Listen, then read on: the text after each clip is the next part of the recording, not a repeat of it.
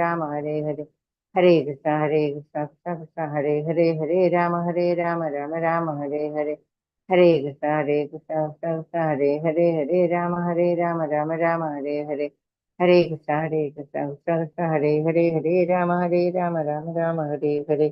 ഹരേ കൃഷ്ണ കൃഷ്ണ കൃഷ്ണ ഹരേ ഹരേ, ഹരേ രാമ രാമ ഹരേ ഹരേ. ഹരേ കൃഷ്ണ കൃഷ്ണ കൃഷ്ണ ഹരേ ഹരേ, ഹരേ രാമ രാമ ഹരേ ഹരേ. ഹരേ കൃഷ്ണ കൃഷ്ണ കൃഷ്ണ ഹരേ ഹരേ, ഹരേ രാമ രാമ ഹരേ ഹരേ. ഹരേ കൃഷ്ണ കൃഷ്ണ കൃഷ്ണ കൃഷ്ണ ഹരേ ഹരേ, ഹരേ രാമ രാമ ഹരേ ഹരേ. ഹരേ കൃഷ്ണ കൃഷ്ണ കൃഷ്ണ കൃഷ്ണ ഹരേ ഹരേ, ഹരേ രാമ രാമ ഹരേ ഹരേ.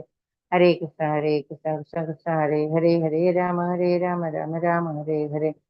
ഹരേ കൃഷ്ണ കൃഷ്ണ കൃഷ്ണ കൃഷ്ണ ഹരേ ഹരേ, ഹരേ രാമ രാമ ഹരേ ഹരേ. ഹരേ കൃഷ്ണ കൃഷ്ണ കൃഷ്ണ കൃഷ്ണ ഹരേ ഹരേ, ഹരേ രാമ രാമ ഹരേ ഹരേ. ഹരേ കൃഷ്ണ പ്രഭുജി, ഹരേ കൃഷ്ണ.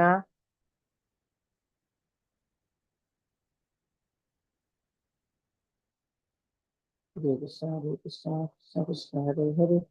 ഹരേ കൃഷ്ണ പ്രഭുജി.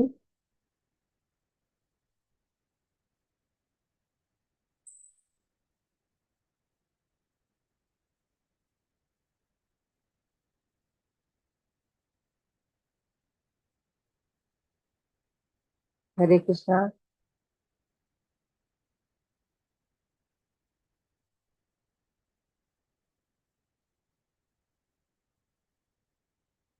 കൃഷ്ണ കൃഷ്ണ കൃഷ്ണ ഹരേ ഹരേ, ഹരേ രാമ രാമ ഹരേ ഹരേ. ഹരേ കൃഷ്ണ കൃഷ്ണ കൃഷ്ണ ഹരേ ഹരേ, ഹരേ രാമ രാമ ഹരേ ഹരേ.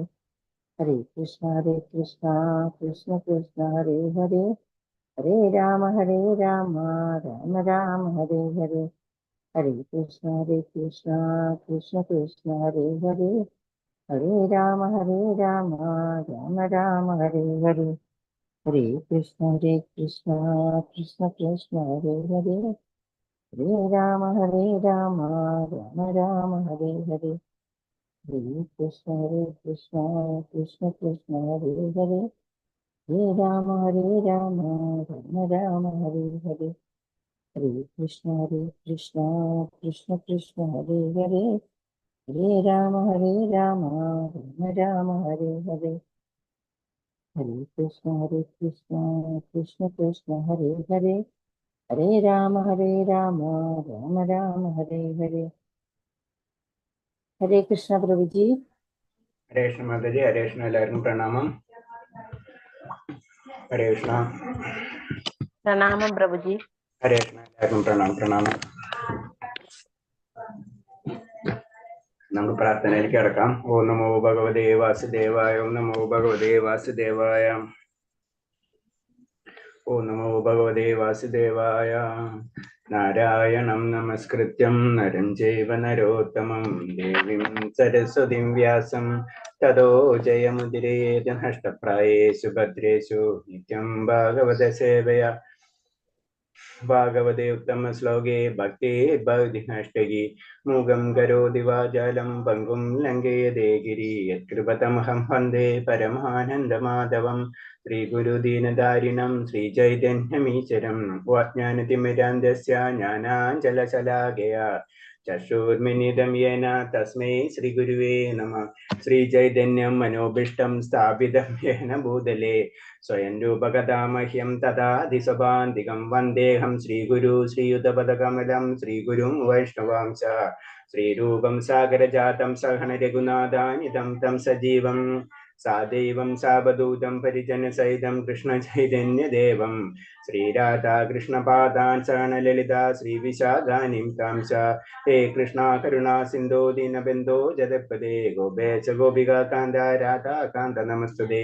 തപ്തകാഞ്ചന ഗൗരാംഗേ രാധേ വൃന്ദാവനേശ്വരി വൃഷഭാനുസുതേ ദേവി പ്രണമാമി ഹരിപ്രിയേ. वाञ्छाकल्पतरुभ्यश्च कृपासिन्धुभ्यः च पतिनां पावनेभ्यो वैष्णवेभ्यो नमो नमः।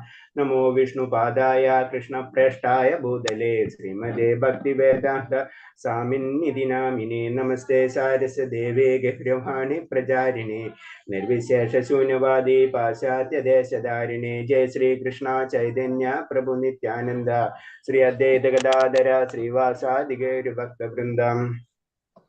हरे कृष्णा कृष्ण कृष्ण हरे हरे, हरे राम राम राम हरे हरे। हरे कृष्ण प्रभुपाद की जय, गुरुदेव नित्यानंद गौर वैष्णव भक्तों की जय। हरे कृष्ण എല്ലാവർക്കും പ്രണാമം. അപ്പൊ നമ്മുടെ പ്രണാമം പ്രഭുജി. ഹരേ കൃഷ്ണ എല്ലാവർക്കും പ്രണാമം. വീഡിയോ ഒക്കെ വീണ്ടും ഓഫായല്ല, എല്ലാവരും ഒന്ന് ഓൺ ചെയ്താൽ നല്ലതായിരിക്കും. ചെയ്യാൻ പറ്റുന്നവരുട്ടാ, എല്ലാവർക്കും പലർക്കും പല സിറ്റുവേഷൻസ് ആയിരിക്കാം മേ ബി. ഓക്കെ, അപ്പൊ നമ്മള് അധ്യായം 5 മന്ത്രം 5 മന്ത്രം 5 പറയുന്നത് തദേ ജതി തന്നൈ ജതി തദൂരേ തദ്വന്തികേ തദന്തരസ്യ സർവസ്യ തദോ സർവസ്യാസ്യ ബാഹ്യതേ. അതിൽ പറയുന്നത് സർവേശ്വരൻ ചലിക്കുന്നു, ചലിക്കാതിരിക്കുകയും ചെയ്യുന്നു. അവിടുന്ന് വളരെ വിദൂരസ്ഥനാണെങ്കിലും സമീപസ്ഥനാണ്. അവിടുന്ന് സകലത്തിന്റെയും അകത്തും പുറത്തും സ്ഥിതി ചെയ്യുന്നു. ഹരേ കൃഷ്ണ. ശ്ലോകം മാതാജി ഒന്ന് വായിച്ചോളൂ. ഗീത മാതാജി ശ്ലോകം ഒന്ന് വായിച്ചേ നോക്കി. മന്ത്രം മൂട്ട തദേ ജതി തന്നൈച്ഛതി തദ്ദുരേ തദ്വന്തികേ തദന്തരസ്യ സർവസ്യ അത് സർവസ്യാസ്യ ബാഹ്യത. ഹരേ കൃഷ്ണ. പിന്നെ ആരാണ്? സരിഗമാതാജി ഒന്ന് വായിച്ചോ.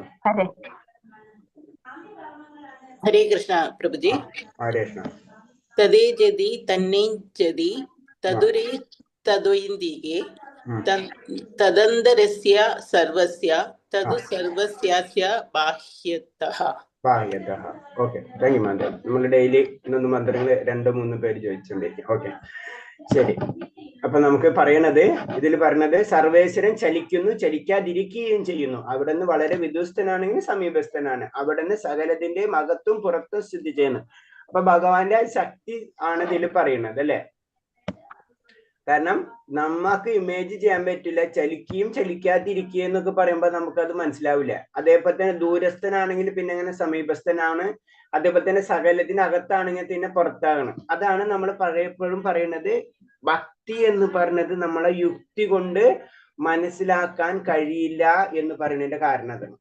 കാരണം ഇത് സാധാരണ യുക്തി വെച്ച് മനസ്സിലാക്കാൻ പറ്റുമോ? എന്താണ് ദൂരത്താണെങ്കിൽ അടുത്തെന്ന് പറഞ്ഞു. ഇത് തന്നെയാണ് അചിന്ത്യ ഭേദ തത്വം എന്ന് പറയുന്നത് തന്നെ. നമുക്ക് ഒന്നിനെ രണ്ടായി തോന്നാന്നുള്ള ഒരവസ്ഥ. അപ്പൊ രണ്ടിലും നിലനിൽക്കുന്ന ഉള്ള ഒരവസ്ഥ. അതിന് സകലതിന്റെ അകത്തും പുറത്തും. സകലതിന്റെ അകത്തും പുറത്തും എന്ന് പറയുമ്പോൾ നമുക്ക് നമ്മുടെ യുക്തി ഉപയോഗിച്ചിട്ട് നമുക്കത് മനസ്സിലാക്കാൻ പറ്റില്ല. അതുപോലെ അങ്ങനെ 3 കാര്യമാണ്. അപ്പൊ ഇത് പറയുന്നത് എന്താണ്? നമ്മൾ പഠിക്കുന്ന ഉപനിഷത്താണ് ഈശാവാസ്യ ഉപനിഷത്താണ്. അപ്പൊ എന്താണ് ഭഗവാന്റെ ഈശ്വരത്വം, ഭഗവാൻ എന്താണെന്ന് ശരിക്കും നമുക്ക് പറഞ്ഞു തരുന്ന ശ്ലോകങ്ങളാണ്. അതായത് നമുക്ക് ഇമേജ് ചെയ്യാൻ പറ്റാവുന്നതിന്റെ അപ്പുറത്താണ്. അതിന് ഞാൻ പഴയ ഉദാഹരണങ്ങൾ പറയുന്ന പുറത്തുള്ള ഉറുമ്പിനുണ്ടെങ്കിൽ നമ്മളെ ജീവിതത്തെ പറ്റി മനസ്സിലാക്കാത്ത പോലെയാണ്. ഭഗവാൻ എന്താണെന്ന് നമുക്ക് പറയാൻ പറ്റില്ല. ആ ഒരു സത്യമാണ്. ആ സത്യത്തെയാണ് നമ്മള് അക്സെപ്റ്റ് ചെയ്യേണ്ടത്. പിന്നെ ഇന്ദുമാതാജി വന്നിട്ടുണ്ടോ? ഇന്ദുമാതാജി. ഹരേ കൃഷ്ണ. മാതാജി നമ്മളെ ഇന്നലത്തെ ഇത് ഇട്ടില്ലേ? വീഡിയോ കണ്ടില്ല. ഇട്ടിട്ടുണ്ടായിരുന്ന ഇന്നലത്തെ ക്ലാസ്സിന്റെ ലൈവ് ഇട്ടുണ്ട്. കണ്ടില്ല പ്രഭുജി. ഞാൻ പിന്നെ യൂട്യൂബിൽ നിന്നാണ് എടുത്ത് നോക്കിയത്. ലൈവ് ഇട്ടിട്ടുണ്ട്. ലൈവ് ഇന്നലെ ഇന്നലെ ഇട്ടുണ്ട്. ഗ്രൂപ്പിലിട്ടുണ്ടാ? ഞാൻ ഇന്നലെ ശ്രദ്ധിച്ചപ്പോ കണ്ടില്ല എന്ന് പോലെ തോന്നുന്നു. ഓക്കെ, ശരി, പറഞ്ഞു മാത്രമേ. ഓക്കെ, കുഴപ്പമില്ല. ചലിക്കുന്നു, ചലിക്കാതില്ലാതിനും ഇത്തരം വൈരുദ്ധ്യം അവിടുത്തെ വർണ്ണനാതീതമായ ശക്തി വിശേഷത്തെ വെളിവാക്കുന്നു. അപ്പൊ പറഞ്ഞ പോയിന്റ് തന്നെയാണ്. കാരണം ഒരു വസ്തു ഒന്നില്ലെങ്കിൽ ചലിക്കും അല്ലെങ്കിൽ ചലിക്കാതിരിക്കുക അല്ലെ. അപ്പൊ ഇത് രണ്ടുമാവുന്ന ഒരവസ്ഥ അതെന്താണ്?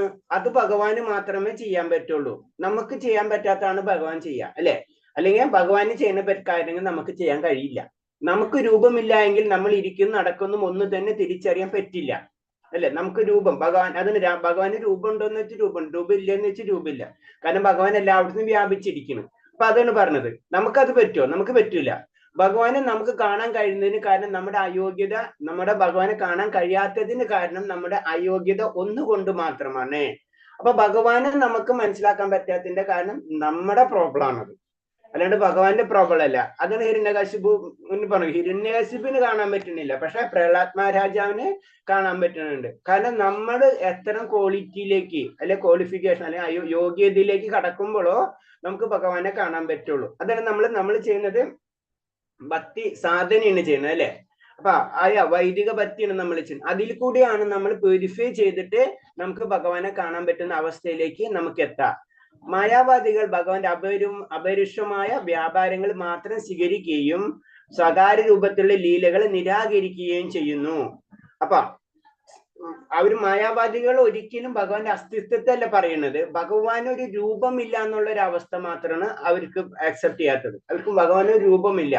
കാരണം ഭഗവാൻ എല്ലാ ശക്തികളും അതീതമാണ്, അതൊക്കെ അവർ അക്സെപ്റ്റ് ചെയ്യുന്നുണ്ട്. പക്ഷെ എന്താണ്, ഭഗവാന്റെ രൂപമില്ലാത്ത കാരണം ഭഗവാന്റെ ലീലകളെയും അവര് നിരാകരിക്കുന്നു. അതാണ്. അപ്പൊ അവര് രൂപം, അദ്വൈത സിദ്ധാന്തമാണല്ലോ മായാവാദികൾ ഉപയോഗിക്കുന്നത്. ഭഗവാനെ ഒരു ശക്തി മാത്രമാണ്, അതിന്റെ അപ്പുറത്തേക്ക് ഉള്ള എല്ലായിടത്തും വ്യാപിച്ചിരിക്കുന്ന ഭഗവാൻ എങ്ങനെയാണ് ഒന്നായി മാറുന്നു, അതാണ് അവരുടെ ചിന്താഗതി. എന്നാൽ ഭാഗവത് സമ്പ്രദായർക്ക് ഭഗവാന്റെ ഓരോ സമയം സകാരനും നികാരനുമാണെന്ന് മനസ്സിലാക്കുന്നു. രൂപമുള്ളവനും രൂപമില്ലാത്ത അവസ്ഥ അതായിരിക്കണം. അതാണ് ശരിക്കും ഭാഗവത സമ്പ്രദായക്കാർ അല്ലെങ്കിൽ ഭക്തർ എന്ന് പറയാ. അവരെന്താണ്, ഭഗവാന് രൂപമുണ്ടോ എന്ന് വെച്ച് രൂപമുണ്ട്, രൂപമില്ലേ എന്ന് വെച്ച് രൂപമില്ല, അങ്ങനത്തെ ഒരു അവസ്ഥ. അതായത് വ്യക്തിഗത ഭാവത്തെയും അവ്യക്തിഗത ഭാവത്തെയും അവർ അക്സെപ്റ്റ് ചെയ്യും. കാരണം ഭഗവാന് അവ്യക്തിഗത രൂപത്തിൽ നിൽക്കാൻ കഴിയാന്ന് വെച്ചാൽ വളരെ സിമ്പിൾ ലോജിക്കാണ്. ഭഗവാന് അവ്യക്തിഗത രൂപത്തിൽ നിൽക്കാൻ കഴിയുന്ന ഒരാൾക്ക് വ്യക്തിഗത രൂപത്തിൽ നിൽക്കാൻ കഴിയും. കാരണം ആ പവർ ഉള്ള വ്യക്തിക്ക് ഈ പവർ ഉണ്ടാവും. അപ്പൊ ഈ പ്രപഞ്ചം മുഴുവൻ സൃഷ്ടിച്ച ഭഗവാനാണെന്ന് വെച്ച് കഴിഞ്ഞാൽ പിന്നെ നമ്മളെ പോലുള്ള ശരീരം രൂപീകരിക്കുന്നതിന് വിഷമമുള്ളതല്ല. അതാണ് ആ പോയിന്റ്. അതാണ് ഭാഗവത സമ്പ്രദായക്കാർ ഭഗവാനെ ഓരോ സമയം സകാരനും നികാരനുമാണെന്ന് മനസ്സിലാക്കുന്നു. സ്വന്തം കണ്ണുകൊണ്ട് കഴിയുന്നില്ലെന്ന് കൊണ്ട് തന്നെ ഭഗവാന്റെ സകാരമായ നിലനിൽപ്പിനെ നമുക്ക് അംഗീകരിക്കാനായില്ല. സ്വന്തം കണ്ണുകൊണ്ട് കഴിയുന്നില്ല എന്നതുകൊണ്ട് തന്നെ ഭഗവാന്റെ സകാരമായ നിലനിൽപ്പ് നമുക്ക് അംഗീകരിക്കാനാവില്ല.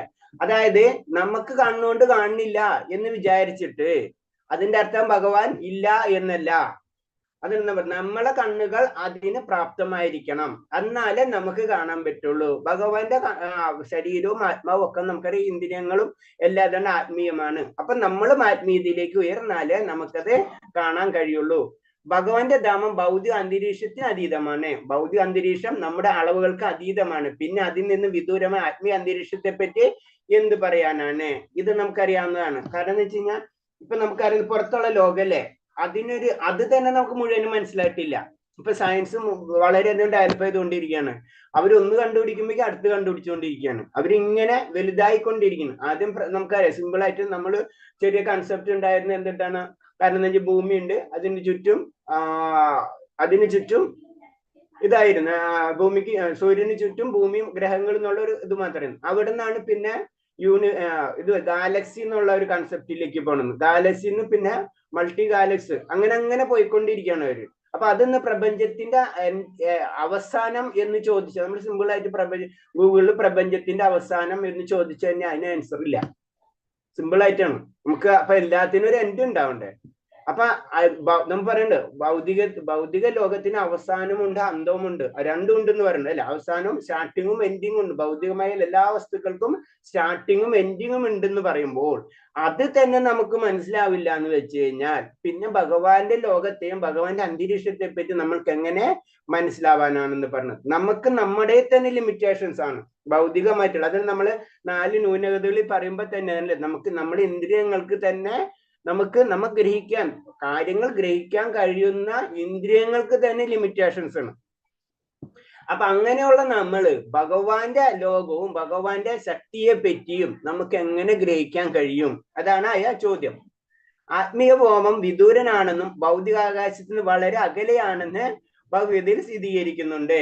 നമുക്കറിയാം ഭഗവാന്റെ ലോകത്തെ പറ്റി. അത് ദൂരത്താണെന്ന് തന്നെയാണ് പറയുന്നത്, അതിനൊരു സംശയമില്ല. പക്ഷെ എന്താണ്, അത് ദൂരത്താണെങ്കിലും ഭഗവാൻ നമ്മളെ അടുത്തേക്ക് വരാനുള്ള കഴിവ് ഭഗവാനുണ്ട്. ഭഗവാൻ അവിടെ നിന്ന് വിചാരിച്ചു കഴിഞ്ഞ് ഇവിടെ എത്തും. അതാണ് ഭക്തനെ സംബന്ധിച്ച് ഭഗവാൻ അടുത്തും ഭക്തരെല്ലാവരെ സംബന്ധിച്ച് ഭഗവാൻ ദൂരമാണെന്ന് പറയുന്നത്. വളരെ അകലെ എന്ന വസ്തുക്കൾക്ക് വിശുദ്ധമായ പ്രഭു പെട്ടെന്ന് ഒരു സെക്കൻഡിനുള്ളിൽ മനസ്സിനേക്കാൾ വായുവിനേക്കാൾ വേഗത്തിനുള്ളിൽ നമ്മുടെ മുന്നിൽ എത്തിച്ചേരാൻ കഴിയുന്നു. അപ്പൊ ഭഗവാൻ എവിടെയാണെന്ന് വെച്ച് കഴിഞ്ഞാൽ ഭഗവത് ധാമത്തിൽ തന്നെയാണ്. പക്ഷെ ഭഗവാന്റെ ശക്തി വിശേഷങ്ങൾ എല്ലായിടത്തെയും ഉണ്ട്. അതായത് നമ്മളെ ശരീരം, ഭഗവാന്റെ ശരീരം ഒരു പ്രപഞ്ച വ്യാപ്തിയായിട്ട് കണക്ക് കൂട്ടണമെന്ന് വെച്ച് കഴിഞ്ഞാൽ നമ്മുടെ ശരീരത്തിൽ ആരെങ്കിലും ഒരു ഭാഗത്ത് ടച്ച് ചെയ്ത് കഴിഞ്ഞാൽ നമുക്ക് മനസ്സിലാക്കാൻ പറ്റും, അല്ലെ? എന്ന് പറഞ്ഞ പോലെ തന്നെ ഭഗവാന്റെ ശക്തി എല്ലാവർക്കും വ്യാപിച്ചിരിക്കുന്നു എന്ന് പറയുന്നത്. അപ്പോൾ ഭഗവാൻ എവിടെങ്കിലും ഒരു ഭക്തൻ ആഗ്രഹിക്കുകയാണെങ്കിൽ ഉടനടി ഭഗവാന് അവിടെ എത്താൻ കഴിയും. അതാണ് പ്രഹ്ലാദ് മഹാരാജന്റെ കഥയിൽ തന്നെ ഭക്തൻ പറയുന്നു, ഭഗവാൻ വരുന്നു, അത്രേ ഉള്ളൂ. അത് എവിടെ എന്ന് പറയുന്നു, അവിടെ വരും. അതാണ് ഭക്തന്റെ പവർ. അതാണ് ഭഗവാനെ എവിടെ വിളിച്ചാലും ഭഗവാൻ വരും. അപ്പൊ ശരിക്കും തിരിച്ചാണ് സംഭവിക്കുന്നത്. ഭഗവാൻ ഭക്തന്റെ ആജ്ഞയ്ക്ക് റെഡി ആയിട്ട് നിൽക്കുന്ന അവസ്ഥയാണ്. അതാണ് പ്രത്യേകത. ഭക്തന്റെ പവർ അതാണ്. ഭക്തന് വേണ്ടി എന്തും ചെയ്യും. അത് നമുക്ക് ഭഗവാന്റെ പല ലീലകളിലും നമുക്ക് കാണാൻ കഴിയും. മൂഢന്മാർ ഭഗവാൻ ഒരു സാധാരണ ജീവനെ പോലെ കാണുന്നു. ഭൗതിക പ്രകൃതി ഉൽപ്പന്നങ്ങളായ ഒരു ശരീരം അവിടെ നിന്ന് പണ്ഡിതന്മാർ വാദിക്കുന്നു. അപ്പൊ ഇത് പറയുന്നത് വെച്ച് കഴിഞ്ഞാൽ ഒരു സാധാരണ ജീവനെ പോലെ എന്ന് പറഞ്ഞ ഭഗവാൻ എന്താണ്, അത് അവരുടെ രീതിയിലുള്ള ചിന്താഗതി എന്ന് പറഞ്ഞു കഴിഞ്ഞാൽ ഭഗവാൻ ഇറങ്ങിയത് ഭൗതിക ലോകത്തിലാണല്ലോ. അപ്പൊ ഭൗതിക ലോകത്തിൽ ഇറങ്ങിക്കഴിഞ്ഞ് ഭൗതിക ശരീരം സ്വീകരിക്കണ്ടേ, അല്ലെ? അപ്പൊ സാധാരണ ചിന്താഗതിയാണ് ഭൗതിക ശരീരം സ്വീകരിക്കണ്ടേ എന്നാ പറയുന്നത്. അതാണ് അവരൊരു ഭൗതിക ശരീരമായിട്ട് ഭഗവാൻ ഉണ്ട്, അതൊക്കെ ശരി. പക്ഷെ ഭഗവാൻ താഴ്ത്തേക്ക് ഇറങ്ങി കഴിഞ്ഞാൽ ഭഗവാന്റെ ശരീരവും നമ്മളെ ശരീരവും തമ്മിൽ വ്യത്യാസമില്ല എന്നാണ് അവര് പറയുന്നത്. അത് തെറ്റാണ്. കാരണം ഭഗവാൻ എല്ലാ ശക്തി ഉണ്ടെങ്കിൽ ഭഗവാന് എന്താണ് ശരീരം ഉണ്ടെങ്കിൽ ആ ശരീരം ആത്മീയ ശരീരമായിരിക്കും. കാരണം ഇത്രയും പവർ ഭഗവാനുണ്ട്. അപ്പൊ പിന്നെ നമുക്ക് വേണ്ടി ഭൗതിക ശരീരം നിർമ്മിക്കേണ്ട ആവശ്യമൊന്നുമില്ല. അവിടുത്തെ അചിന്ത ശക്തി നിറഞ്ഞവനാകിയാൽ അദ്ദേഹത്തിന് എന്തു മാധ്യമത്തിലൂടെയും നമ്മുടെ സേവനം സ്വീകരിക്കാൻ കഴിയും. അതാണ് വേറൊരു ഇത്. കാരണം നമ്മൾ ഭഗവാന് നിവേദ്യങ്ങൾ സമർപ്പിക്കുന്നുണ്ട്, പുഷ്പങ്ങൾ സമർപ്പിക്കുന്നുണ്ട്, ജലം സമർപ്പിക്കുന്നുണ്ട്, ഇതല്ലേ? ഇത് ഭഗവാൻ എങ്ങനെ സ്വീകരിക്കുന്നു? അപ്പൊ യുക്തിപരമായിട്ട് നമ്മൾ സിമ്പിളായിട്ട് നമ്മളോട് പറയും, അല്ലെ? സാധാരണ ഭൗതികവാദികൾ, സാധാരണ ജനക്കാരും നമ്മൾ ഓരോന്ന് കാര്യം വെച്ചിട്ട് എന്താണ് ഭഗവാൻ ഇത് എങ്ങനെ കഴിക്കുന്നു ചോദിക്കും, അല്ലെ? അപ്പൊ സാധാരണ രീതിയിലാണ് യുക്തി കൊണ്ട് ഭക്തിനെ മെഷർ ചെയ്യാൻ പറ്റില്ല എന്നതിന്റെ പറയുന്ന കാരണം. അദ്ദേഹത്തിന്റെ ശക്തി അചിന്ത്യമാണ്. അപ്പൊ നമുക്ക് ചിന്തിക്കണേലും അപ്പുറത്താണ് ഭഗവാന്റെ ശക്തി. അങ്ങനെ നിലയ്ക്ക് ഭഗവാൻ ഏത് മാധ്യമത്തിലൂടെയും, അതാണ് പ്രത്യേകത, ഏത് മാധ്യമത്തിലൂടെയും ഭഗവാനായ സേവനം സ്വീകരിക്കാനുള്ള കഴിവുണ്ട്. അതാണ് നമ്മളൊരു ഫോട്ടോയുടെ മുന്നിൽ വെച്ചാലും ഒരു പ്രതിമയുടെ മുന്നിൽ വെച്ചാലും വേറെ എങ്ങനെ നമ്മൾ മനസ്സിൽ പ്രാർത്ഥിച്ചാലും എന്ത് തന്നെ മനസ്സുകൊണ്ട് നമുക്ക് ഭഗവാനെ നിവേദ്യങ്ങൾ സമർപ്പിക്കാന്ന് പറയുന്നുണ്ട്. അതിനൊരു കഥ ജസ്റ്റ് ഒരു കഥയിൽ വരുന്നത് വെച്ച് കഴിഞ്ഞാൽ ഒരു ബ്രാഹ്മണൻ ഇതേപോലെ തന്നെ എന്നും ഭഗവാന് പാൽപ്പായസം കൊടുക്കുന്നത് പോലെ തന്നെ എല്ലാ കാര്യങ്ങളും ഉണ്ടാക്കുന്ന ആള് ആയൊരു സംഗതി സങ്കല്പിക്കുകയാണ്. പായസം ഉണ്ടാക്കുന്നു, പായസങ്ങളെ പാത്രത്തിലേക്ക് മാറ്റുന്നു, അങ്ങനെ അതിന് എല്ലാ കാര്യങ്ങളും ചെയ്ത് ഭഗവാന്റെ മുന്നിലിരുന്ന് ഭഗവാനെ നിവേദിക്കുന്നു. അങ്ങനെ ഒരു ദിവസം ആള് എല്ലാ ദിവസവും ഇങ്ങനെ ചെയ്തുകൊണ്ടിരിക്കുകയാണ്.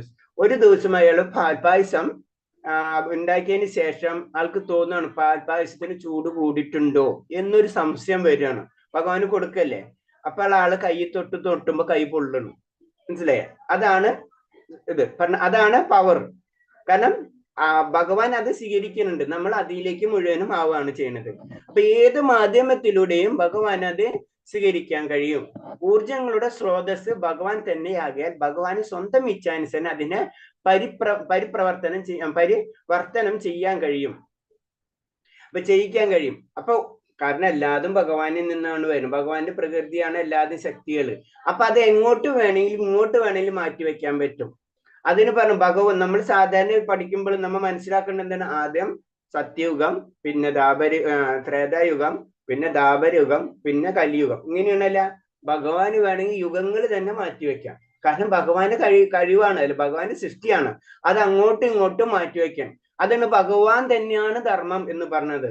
ഭഗവത് സാക്ഷാ ഭഗവത് പ്രണീതം എന്ന് പറയുന്നത് ആ ധർമ്മം എന്ന് പറയുന്നത് ഭഗവാൻ. അപ്പൊ ഭഗവാൻ എന്താണ് ചിന്തിക്കുന്നത് അതിനനുസരിച്ച് പ്രവർത്തിക്കാൻ കഴിയും. അപ്പൊ ഭഗവാൻ ഒരു സാധാരണ മനുഷ്യനല്ല എന്നാ പറയുന്നു. അതിന് ചെറിയ ഉദാഹരണമായ ഭഗവാന്റെ ലീലകളിൽ നിന്ന് അനവധി ഉണ്ട് അല്ലെ. നമുക്കറിയാം യശോദ ഭഗവാനോട് വായ തുറക്കാൻ നോക്കുമ്പോ ബ്രഹ്മാണ്ടങ്ങൾ മുഴുവനാണ് യശോദ മാതാവ് കാണുന്നത്. അപ്പൊ അത് തന്നെയാണ്. അപ്പൊ അത്രയും കഴിവുള്ള ഒരു വ്യക്തിനെ നമുക്കൊരു സാധാരണ മനുഷ്യനായി അവതരിച്ചു എന്ന് പറയുന്നത് തന്നെ തെറ്റാണ്. ഉദാഹരണമായി മണ്ണ്, ശില, മരം എന്നിവയിൽ നിർമ്മിതമായ ആർച്ച വിഗ്രഹങ്ങൾ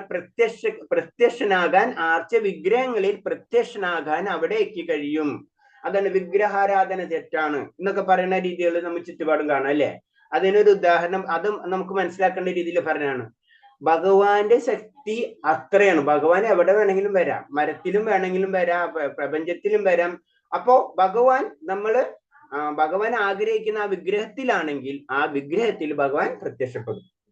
ആ ഭക്തൻ എന്താണ് ആഗ്രഹിക്കുന്നത് അതിലേക്കാണ് ആ ഭഗവാൻ അവിടെ എത്തുന്നത്. അതാണ് വിഗ്രഹത്തിലും ഭഗവാൻ വരുന്നതിന്റെ കാര്യം പറയുന്നത്. അതാണ് നമ്മൾ വിഗ്രഹങ്ങളെ പൂജ ചെയ്യുന്നത്. പിന്നെ പറയുന്നത് എന്താണ്? വിഗ്രഹം, ആർച്ച വിഗ്രഹം എന്ന് പറഞ്ഞ ഭൗതിക ലോകത്തിലുള്ള ഭഗവാന്റെ അവതാരമാണ്. അപ്പൊ നമ്മൾ പലപ്പോഴും പഠിച്ചിട്ടുണ്ട് അല്ലെ. കാരണം കുറെ തപാൽ പെട്ടികൾ ഉണ്ടെങ്കിൽ കുറെ പെട്ടികളുണ്ട്. പക്ഷെ തപാൽ പെട്ടിയിലാണ് നമ്മൾ എന്താണ് ലെറ്ററുകൾ ഇടുക. അതേപോലെ നമുക്ക് എല്ലായിടത്തും ദൈവം നിറഞ്ഞു നിൽക്കുന്നുണ്ടെങ്കിലും പറഞ്ഞാലും അതിനൊരു പോയിന്റ് വേണം. ആ പോയിന്റിലേക്ക് വരുമ്പോഴാണ് ആ പോയിന്റിലേക്കാണ് നമ്മൾ കൊടുക്കുന്നത്. അപ്പൊ നമ്മളെ ദുഃഖങ്ങളും സന്തോഷങ്ങളും എല്ലാതും പറയുന്നത് ആർച്ച വിഗ്രഹത്തിന് മുന്നിലാണ് അല്ലെ. നമുക്കറിയാം പ്രാണപ്രതിഷ്ഠ ചെയ്യണത്, അങ്ങനത്തെ വിഗ്രഹങ്ങൾ എന്നൊക്കെ പറഞ്ഞ അതേ രീതിയിലാണ് ഇത് ചെയ്തെടുക്കുന്നത്. അപ്പൊ അത് പൂജകൾ ചെയ്യുന്നതാണ്. സ്ഥിരമായിട്ട് പൂജകൾ ചെയ്ത് കഴിഞ്ഞു കഴിഞ്ഞാൽ ആ വിഗ്രഹം ചൈതന്യമുള്ളതായിരിക്കും. അതിനും ഒരു ചെറിയ ജസ്റ്റ് പെട്ടെന്ന് പറയാം. കാരണം എന്ന് വെച്ച് കഴിഞ്ഞാൽ ഒരു അമ്മൂമ്മ അതേപോലെ തന്നെ ആ വിഗ്രഹത്തിന് അത്രയും എന്താ പറയാ സ്നേഹിച്ച് എല്ലാ കാര്യങ്ങളും, ഭഗവാന്റെ ഒരു വിഗ്രഹമാണ്, അതിനെ സ്നേഹിച്ച് എല്ലാ കാര്യങ്ങളും ചെയ്തുകൊണ്ടിരിക്കും. ഒരു ദിവസം അത് താഴ്ത്തു വീഴുന്നു. അപ്പൊ നമുക്ക് ഭയങ്കര വിഷമമാണ്. അപ്പൊ ഭക്തിക്ക് ഭയങ്കര വിഷമായിട്ട് അപ്പൊ വീട്ടിലുള്ളവർക്ക് ഭയങ്കര കരച്ചില, വീണ് പൊട്ടിയോ എന്നൊക്കെ പറഞ്ഞിട്ടുള്ളത്. അങ്ങനെ പിന്നെ അങ്ങനെ പിന്നെ ഡോക്ടേഴ്സ് കൊണ്ടുവരണം. അങ്ങനെ ഡോക്ടറെ വിളിച്ചുകൊണ്ടുവരണം. ആ മുമ്മയ്ക്ക് സമാധാനത്തിന് വേണ്ടിയാണ്. അതിന് വല്ലതും പറ്റിയ അസുഖം പറ്റിയ വീണിട്ട് വേദന ഉണ്ടോ അല്ലെങ്കിൽ അങ്ങനെ ആ ഡോക്ടർ വന്നിട്ട് അമ്മൂമ്മയുടെ സമാധാനത്തിന് വേണ്ടി ജസ്റ്റ് സെൽസ്കോപ്പ് ഒക്കെ വെച്ച് ഇങ്ങനെ ചെക്ക് ചെയ്ത് കാണിക്കുന്നു. അപ്പൊ ഡോക്ടർ അത്ഭുതപ്പെടുന്ന സെൽസ്കോപ്പ് വെക്കുമ്പോ അതിനുള്ളിൽ ഹാർട്ട് ബീറ്റ് ചെയ്തുകൊണ്ടിരിക്കുകയാണ്. അപ്പൊ അതാണ് ഒരു ഭക്തൻ എന്ത് വിചാരിച്ചോ അവിടെ ഭഗവാൻ ഉണ്ടായിരിക്കും. അപ്പൊ ആർച്ച വിഗ്രഹത്തിന്റെ കാര്യം, ആർച്ച വിഗ്രഹം എന്ന് പറയുന്നത് ശരിക്കും എന്താണ് ഭഗവാനിലേക്ക് കണക്ട്, ഭൗതികതയിൽ നിന്ന് ഭഗവാനിലേക്ക് കണക്ട് ചെയ്യാനുള്ള ഒരു ഉപാധിയാണ്. അവിടെ ഭഗവാൻ പ്രത്യക്ഷം, അതായത് തൂണിലായാലും തുരുമ്പിലായാലും ഭഗവാൻ പ്രത്യക്ഷപ്പെടുന്നത്. ഭൗതികം എന്ന് വിശേഷിക്കപ്പെടുന്ന രൂപം സ്വീകരിക്കുന്ന അവിടെ തന്നെ ഭക്തർ കാക്ഷിക്കുന്ന രൂപത്തിൽ ദർശനം നൽകി വിരാജിക്കുന്നു. അതിനർത്ഥമായ നമ്മൾ പറയൂല്ലേ വിഗ്രഹാരാധനെ പറ്റി പറയുന്നതാണ്. അപ്പൊ വിഗ്രഹാരാധനെ പറ്റി അത് ശരിയാണെന്ന് ശരിയാണെന്ന് സ്ഥാപിക്കുന്ന ഒരു കാര്യമാണ് ഇതിൽ പറയുന്നത്. കാരണം മറ്റുള്ളവർക്ക് അല്ലെങ്കിൽ സാധാരണ നമുക്കായാലും ഭൗതികതയാണ് അല്ലെ. ഒരു വിഗ്രഹം എന്ന് പറഞ്ഞു കഴിഞ്ഞാൽ ഭൗതികമായിട്ടുള്ള സാധനമാണ്. അത് ആ രൂപം ഭക്തർ എന്താണ് ഉദ്ദേശിക്കുന്നത് ആ രൂപം ഭഗവാൻ ദർശനം നൽകുകയാണ് ചെയ്യുന്നത്. നമ്മൾ ആ രൂപത്തിലെ മഹാവിഷ്ണു ആണ് വിചാരിക്കും, മഹാവിഷ്ണു രൂപത്തിൽ വരും. ശ്രീകൃഷ്ണ രൂപത്തിനാണ് ശ്രീകൃഷ്ണ രൂപത്തിൽ വരും.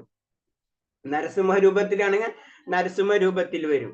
അപ്പോ ഭക്തൻ എന്താണ് ആഗ്രഹിക്കുന്നത് ആ രൂപത്തിലാണ് ഭഗവാൻ വരുന്നത്. ഭഗവാൻ ഏത് രൂപം എടുക്കാനുള്ള കഴിവുണ്ട്. അതാണ് ഭഗവാന്റെ ശക്തി അചിന്തമാണെന്ന് പറയുന്നത്. ആരാധന വിഗ്രഹ രൂപം ആരാധനയ്ക്ക് ഭാവനയ്ക്ക് അനുസരിച്ചല്ല രൂപം കൊള്ളുന്നു. ഈ രൂപം എല്ലാം പരിച്ഛേദനയിലൂടെ സനാതനമായി നിലനിൽക്കുകയും ചെയ്യുന്നു. അപ്പൊ ഇതിൽ എന്ന് വെച്ച് കഴിഞ്ഞാൽ ആരാധന വിഗ്രഹം ആരാധകന്റെ ഭാവനയ്ക്ക് അനുസരിച്ചല്ല രൂപം കൊള്ളുന്നതെന്നും ഈ രൂപം അതായത് ഭഗവാന്റെ രൂപം എന്ന് പറയുന്നത് എന്താണ്? അൾട്ടിമേറ്റ് സച്ചിദാനന്ദ വിഗ്രഹമാണ് അല്ലെ. അപ്പൊ ആ സച്ചിദാനന്ദ വിഗ്രഹത്തെയാണ് ശരിക്കും ആരാധിക്കേണ്ടത്. അതാണ് പെർമനന്റ്. പിന്നെ എന്താണ്? നമുക്ക് എന്താണ് ആഗ്രഹം ആ രൂപത്തിൽ ഭഗവാൻ വരുന്നത് മാത്രമേ ഉള്ളൂ. അതിന്റെ അർത്ഥം അതല്ല ഭഗവാന്റെ രൂപം. നമ്മിപ്പോ നരസിംഹ ഭഗവാൻ എന്ന് വെച്ചാൽ നരസിംഹ ഭഗവാൻ അല്ല ശരിക്കും ഭഗവാൻ. അതാണ് ഭഗവാൻ ഒരു രൂപമുണ്ട്. പക്ഷെ എന്താണ്? എല്ലാത്തിനും സനാതനമായി നിൽക്കുന്ന ആ രൂപം, അതാണ് പറയുന്നത്. സമർപ്പിത ആത്മാക്കൾക്ക് അല്ലാത്തവർക്ക് അവിടുന്ന് അതിവിദൂരസ്ഥന് അപ്രാപ്യം തന്നെ. അർപ്പിതാത്മാക്കൾക്ക് അവിടുന്ന് സദാ പ്രാപ്യനുമാണ്. അപ്പൊ രണ്ടു തരം പറഞ്ഞു. ഒന്ന്, ഭഗവാനെ നമുക്ക് ഭക്തി ഇല്ലെങ്കിൽ ഭഗവാനെ നമുക്ക് ലഭിക്കില്ല, ക്ലിയർ കട്ട്. ഭക്തി ഉണ്ടെങ്കിൽ ഭഗവാൻ നമ്മള് സുപ്രാപ്യനാണ്. ഏത് സമയത്തും ഭഗവാൻ നമ്മളെ കൂടെ ഉണ്ട്. ഭക്തി ഇല്ലെങ്കിൽ ഒറ്റ സമയത്തും ഭഗവാൻ നമ്മുടെ കൂടെ ഉണ്ടാവില്ല. അപ്പോഴും നമുക്ക് സ്വാതന്ത്ര്യം ഉണ്ട്. ഭഗവാൻ കൂടെ ഇല്ല എന്ന് വെച്ച് കഴിഞ്ഞാൽ നമുക്ക് ഭൗതികതയിൽ ജീവിക്കാനുള്ള എല്ലാ സ്വാതന്ത്ര്യവും തന്നിട്ടുണ്ട്. പക്ഷെ അത് കൺട്രോൾ ചെയ്യുന്നത് ആരായിരിക്കും? പ്രകൃതിയായിരിക്കും. പ്രകൃതിയുടെ നിയമത്തിന് വിധേയമായിരിക്കും ആ സമയത്ത് കാര്യങ്ങൾ നടന്നു പോകാന്ന് മാത്രമേ ഉള്ളൂ. അപ്പൊ നമ്മൾ തെറ്റ് ചെയ്തിട്ടുണ്ടെങ്കിൽ തെറ്റിനനുസരിച്ച് ശിക്ഷകൾ കിട്ടും, നല്ല ചെയ്തിട്ടുണ്ട് അതൊക്കെ അതിൽ നടന്നു പോകും. പക്ഷെ ഭഗവാനെ കിട്ടണമെങ്കിൽ ഭഗവാനോട് ഭക്തി നമുക്ക് വേണ്ടി. അപ്പൊ ഭഗവാൻ ഏത് സമയത്തും നമ്മളെ കൂടി ഉണ്ടാവും. അത് നമുക്ക് പല പുരാണങ്ങളിൽ എല്ലാ കഥകളും എടുത്തു നോക്കി കഴിഞ്ഞാൽ അറിയാം അല്ലെ. ഭക്തന് വേണ്ടിയാണ്, പരിത്രാണായ സാധുന എന്നാണ് പറയുന്നത്. ആരെയാണ്? സാധുക്കളെ രക്ഷിക്കാൻ വേണ്ടിയാണ് ഭഗവാൻ വരുന്നത്. അപ്പാണ് അത്രയും ഇമ്പോർട്ടൻസ് ഉണ്ട്. ഏറ്റവും ഇമ്പോർട്ടന്റ് ആയിട്ടുള്ള ശ്ലോകങ്ങളിൽ ഒന്നാണ് പരിത്രാണായ സാധുവിനെ വിനാശായ ചതുഷ്കൃ. അത് രണ്ടാമത്തെ പോയിന്റാ പറയുന്നത്. ആദ്യത്തെ പോയിന്റ് ഭഗവാൻ വരുന്നത് എന്തിനാണ്? ഭക്തനെ രക്ഷിക്കാൻ വേണ്ടിയാണ്, പ്രഹ്ലാദ് മഹാരാജൻ രക്ഷിക്കാൻ വേണ്ടിയാണ് ഭഗവാൻ ഏത് രൂപത്തിൽ. നമ്മൾ വേറെ രീതി ചിന്തിക്കും. ആയ ഭക്തനെ രക്ഷിക്കാൻ വേണ്ടി ആരെ വധിക്കണം? ഹിരണ്യകശിപനെ വധിക്കണം. അതിന് ഭഗവാൻ ഏത് രൂപം എടുക്കാനും തയ്യാറാണ്. അതിന് ഭക്തന് വേണ്ടിയാണ് ഭഗവാന്റെ എല്ലാ കാര്യങ്ങളും പ്രവർത്തിക്കുന്നത്. സകല ശക്തികളുടെ നിയന്താവായതിനാൽ അവിടുന്ന് അതിന്റെ സ്വാധീനത്തിന് വംശവദനാകുന്നില്ല. അതിനാൽ അത് പറയുന്നത് എന്താണ്? ഭഗവാനാണ് എല്ലാ ശക്തികളും സൃഷ്ടിച്ചിട്ടുള്ളതും എല്ലാത്തിന്റെ നിയന്ത്രതാവും അല്ലെ. അപ്പൊ രാജാവാണ് ആ രാജ്യത്തിലെ മുഴുവനും കാര്യങ്ങൾ നിയന്ത്രിക്കുന്നത്. അപ്പൊ പിന്നെ എന്തിനാ അവിടുത്തെ വേറൊരു ഒരു പടയാളിയുടെ കാര്യം ഇന്നും രാജാവ് കേൾക്കേണ്ട ആവശ്യമില്ല എന്ന് പറഞ്ഞ പോലെയാണ്. രാജാവിന്റെ അല്ലെങ്കിൽ ഭഗവാന്റെ ശക്തിയിലാണ് എല്ലാതും നിലനിൽക്കുന്നത്. അതിനാൽ ആ ശക്തിയുടെ ഗുണങ്ങളൊന്നും ബാധിക്കാതെ സ്വന്തം ഇഷ്ടാനുസരണം ആ ഓജസ്സിലേക്ക് അവിടത്തെ പ്രയോജനപ്പെടുത്താൻ കഴിയും. ഈ അർത്ഥത്തിൽ അവർ നിർഗുണനാണ്. നിർഗുണൻ എന്ന് പറഞ്ഞത് ഗുണങ്ങൾക്ക് അതീതൻ. ഗുണമില്ലാന്നല്ല അതിന്റെ അർത്ഥം. ഈ ഗുണങ്ങൾ 3 ഗുണങ്ങളാണ് പ്രകൃതിയിലുള്ളത്. ഈ ഗുണങ്ങൾക്ക് മുകളിലാണ്. പക്ഷെ എന്താണ്? ഈ ഗുണങ്ങളെ പ്രയോജനപ്പെടുത്താൻ ഭഗവാന് കഴിയുകയും ചെയ്യും. കാരണം എന്താ?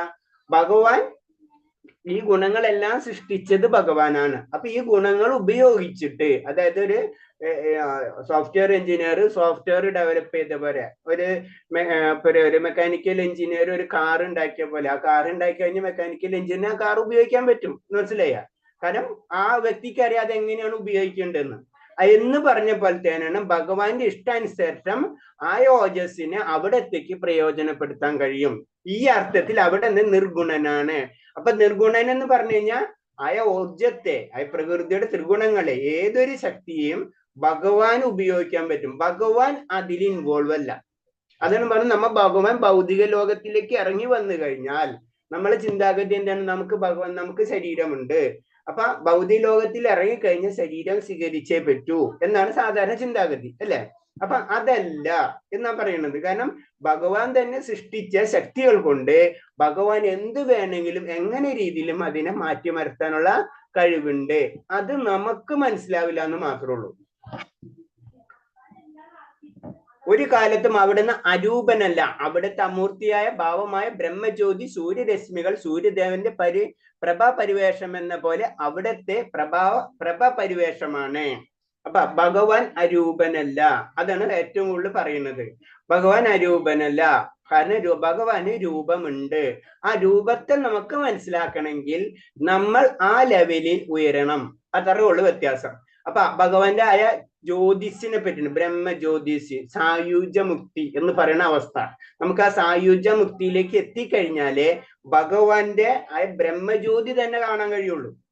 അതാണ് പ്രത്യേകത. ആ ബ്രഹ്മജ്യോതി ഭഗവാനെ കാണുന്നതൊക്കെ പോട്ടെ, നമ്മൾ പറയും പല ലെവലിൽ നമ്മൾക്ക് ഇപ്പൊ ഭഗവാനെ കണ്ടു, ഞാൻ അത് ചെയ്ത് ഇത് ചെയ്ത്. ശരിക്കും അൾട്ടിമേറ്റ് ഭക്തിയിലേക്ക് ഉയർന്ന് ആ പോയിന്റിൽ എത്തുമ്പോൾ ആദ്യം നമ്മൾ മനസ്സിലാക്കുന്നത് ഭഗവാന്റെ ബ്രഹ്മജ്യോതിയാണ്.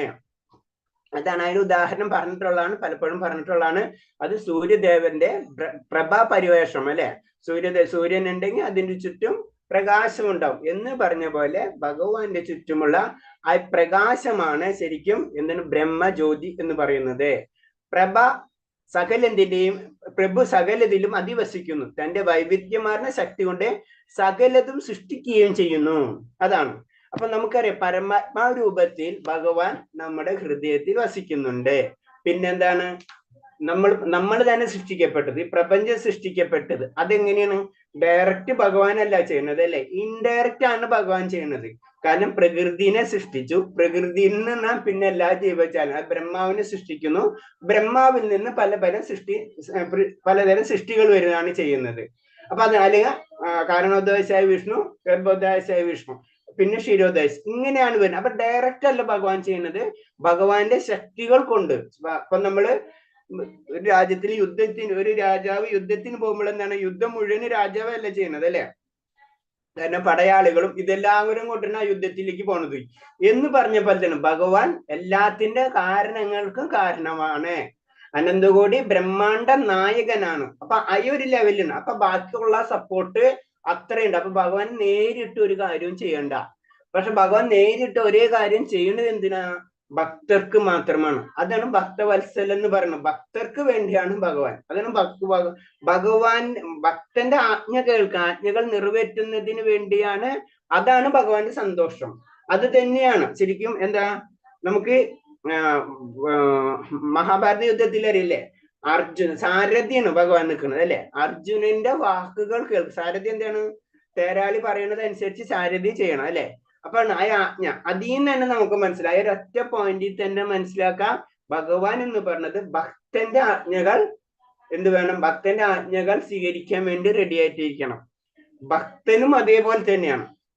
അപ്പൊ രണ്ടും അത്ര ഇന്റർലിങ്ക് ആണ്. അതാണ് ഭക്തന്റെ ഉള്ളിൽ ഞാൻ വസിക്കുന്നു, എൻ്റെ ഉള്ളിൽ ഭക്തൻ വസിക്കുന്നു എന്ന് പറയുന്നത്. അവിടുത്തെ അചിന്ത്യമായ ശക്തി കൊണ്ട് തന്റെ ആത്മാർത്ഥ ഭക്തർക്ക് വേണ്ടി ഏത് സമയത്തും അവിടുന്ന് പ്രത്യക്ഷനാകുന്നു. അതാണ്. അതൊക്കെ നമുക്കിപ്പോ കാര്യങ്ങൾ മനസ്സിലായി വരുന്നുണ്ട്, അല്ലെ? കാരണം ഏത് സമയത്ത് ഭഗവാൻ അങ്ങനെ അതിന് പർട്ടിക്കുലർ ടൈമില്ല, ഇന്ന സമയം കഴിഞ്ഞിട്ട് ഞാൻ വരുള്ളൂ, എന്റെ ശക്തികളെ വിടൊന്നും ഇല്ല. ഭഗവാന്റെ ഭക്തനാണെങ്കിൽ ഭഗവാൻ നേരിട്ട് അവിടെ എത്തും. അല്ല, അതിന് കുറവും കൂടെ അനുസരിച്ചാണ് ഓരോ ശക്തികളും വരുന്നത്. അല്ലാന്ന് വെച്ച് കഴിഞ്ഞാൽ അവിടെ ഭഗവാൻ എത്തിയിരിക്കും. നരസിംഹ ഭഗവാൻ നാസ്തികനായ ഭഗവാന്റെ രാജാവിന്റെ ആജ്ഞപ്രകാരമല്ല, ഭക്തനായ പ്രഹ്ലാദന്റെ ആഗ്രഹപ്രകാരമാണ് സ്തംഭത്തിനുള്ളിൽ പ്രത്യക്ഷനായത്. അപ്പൊ അത് നമുക്കറിയാവുന്ന കഥയാണ്, അല്ലെ? കാരണം നരസിംഹ ഭഗവാൻ അവതരിക്കുന്ന സമയത്ത് എന്തിനാണ്?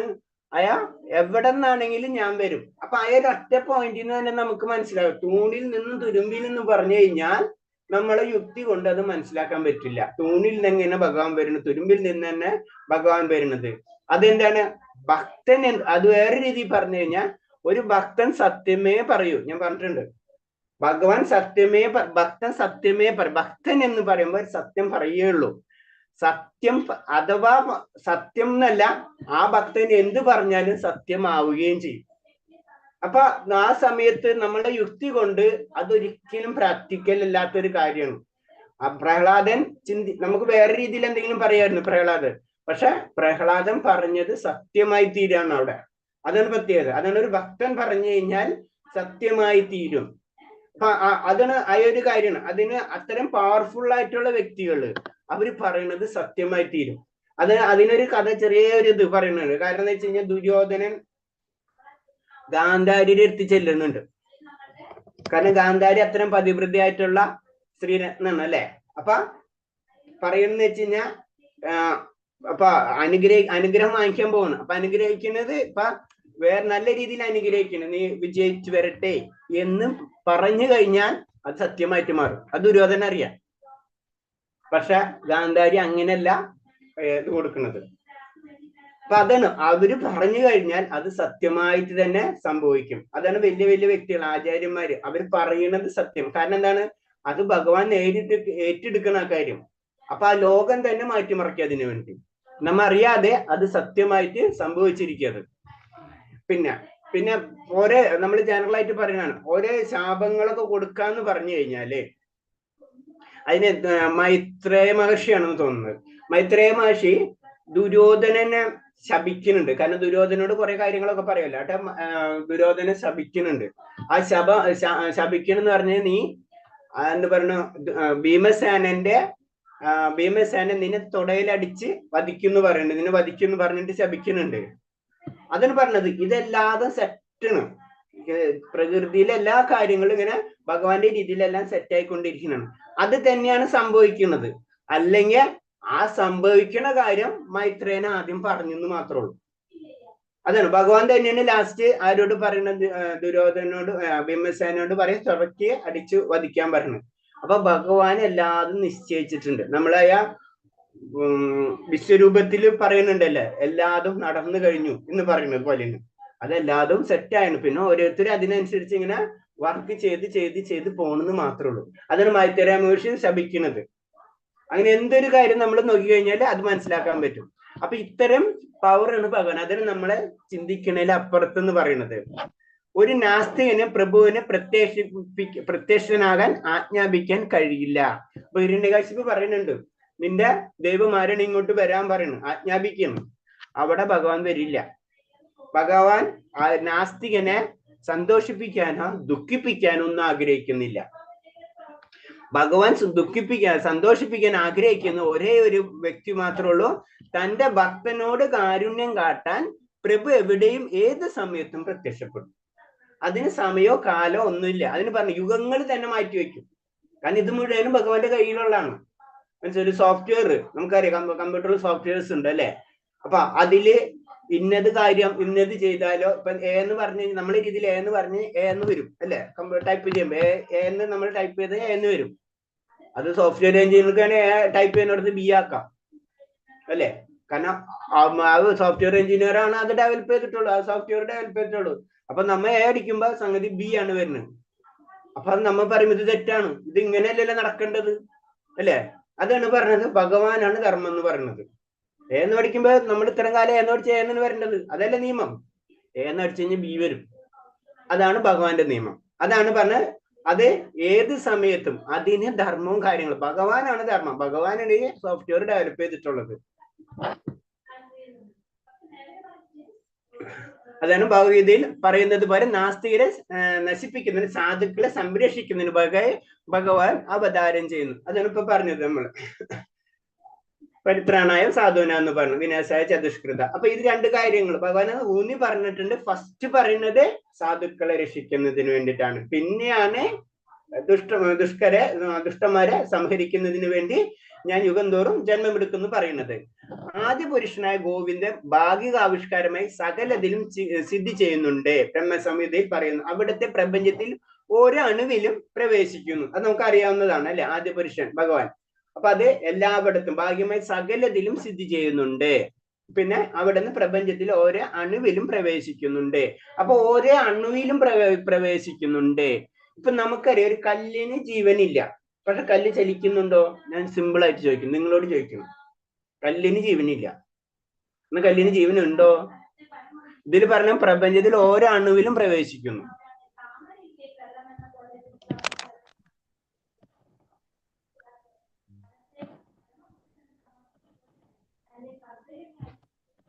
ഞാൻ കല്ലിനെ പറ്റിയാണ് ചോദിക്കണം. കല്ല് എന്ന് പറയുമ്പോ ഒന്നുമില്ല അല്ലെ, ജീവനില്ല. നമ്മളെ രീതിയിൽ ജീവനില്ലാത്തതാണ്, ജീവാത്മാവില്ലാത്തതാണ്, അത് കറക്റ്റാ. പക്ഷെ അതിന് ഭഗവാന്റെ അംശമുണ്ട് എന്ന് പറയുന്നുണ്ട്. അതിനെ പറ്റിയാണ് ചോദിക്കുന്നത്. അതിനെപ്പറ്റി നിങ്ങളുടെ അഭിപ്രായം എന്താണ്?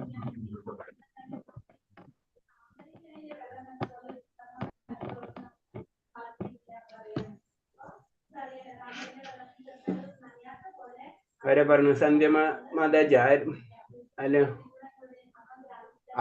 ആർക്കും ആൻസർ ട്രൈ ചെയ്യും നിങ്ങള്. എല്ലാം ഭഗവാന്റെ സൃഷ്ടി സുമമാതാജി. ഹരേ കൃഷ്ണ. സുമമാതാജി പറഞ്ഞേ. അല്ല, എല്ലാം ഭഗവാന്റെ ക്രിയേഷൻ അല്ലേ, എല്ലാം ഈ ലോകത്തിലെ സകലതും. അപ്പം ആ സൃഷ്ടി ആയതുകൊണ്ട്, ഭഗവാൻ സൃഷ്ടികർത്താവായതുകൊണ്ട് ആ സൃഷ്ടിയിലെല്ലാം ഭഗവാന്റെ അംശവും കാണും. ചലിച്ചാലും ചലിച്ചില്ലെങ്കിലും അതിന്റെ ഉള്ളിൽ ഭഗവാന്റെ അംശം കാണും, ഉണ്ടാവും അല്ലേ? അതെ, അതന്നെ. ശരി, അത് ഒന്നും കൂടെ ഒന്ന് എക്സ്പ്ലെയിൻ. മാതാജി പറഞ്ഞത് ഒരു തെറ്റിയിട്ടുണ്ട്. പിന്നെ ആരെങ്കിലും എന്തെങ്കിലും ഒന്നും കൂടെ. അപ്പൊ പിന്നെ ഞാൻ ചോദിക്കട്ടെ, എല്ലാതും ചലിക്കുകയാണോ? എല്ലാതും ചലിക്കുകയാണോ? ജീവനുള്ളതും ജീവനില്ലാത്തതും ഒക്കെ ചലിക്കുകയാണ് ചെയ്യുന്നത്. ചലനം എന്ന് പറഞ്ഞില്ല നമ്മള്. അതിലൊരു എനർജി ഉണ്ട്. ആ, ഞാൻ ചോദിക്കുന്നത് എല്ലാതും ചലിക്കുകയാണോ എന്നാണ് ചോദിക്കുന്നത്. ചരങ്ങളും അചരങ്ങളും ഉണ്ട് പ്രഭു. ആ, എല്ലാം ചലിക്കുന്നില്ല. എല്ലാതും ചലിക്കുന്നില്ല. ഓക്കെ, ചലിക്കുന്നു പറഞ്ഞവര് ആരെങ്കിലും ഉണ്ടോ?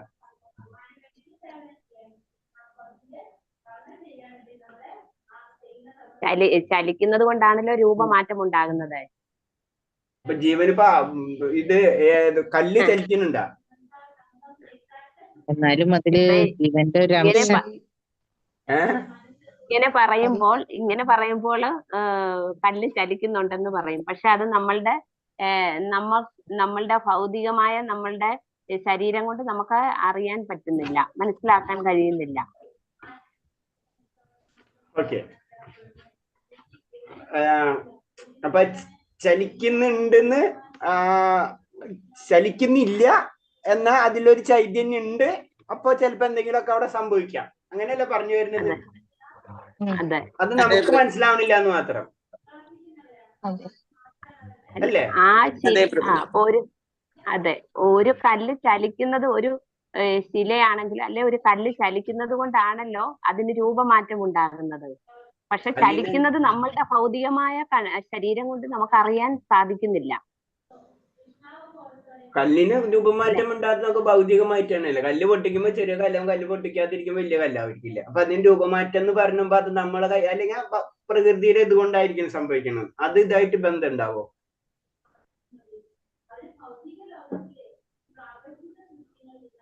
അപ്പൊ എന്തോ അവിടെ നടക്കുന്നുണ്ടെന്ന് അറിയാം അല്ലേ? അതാണ് ഭഗവാന്റെ സൃഷ്ടികളിലെല്ലാം ഭഗവാന്റെ ഒരു എനർജിയുടെ ഒരു അംശമുണ്ട്. അത് കൺഫേം ആണ്. അപ്പൊ അതാണ് പറയുന്നത്. എന്താണ് പറഞ്ഞത്? എന്താണ് അവിടുന്ന് പ്രപഞ്ചത്തിലെ ഓരോ അണുവിലും പ്രവേശിക്കുന്നു. അപ്പൊ ആ അണു പ്രവേശിച്ചത് കൊണ്ടാണ് അത് എന്തായാലും അതവിടെ നിലനിൽക്കുന്നത്, അല്ലെങ്കിൽ അതവിടെ നിലനിൽക്കില്ല അല്ലേ?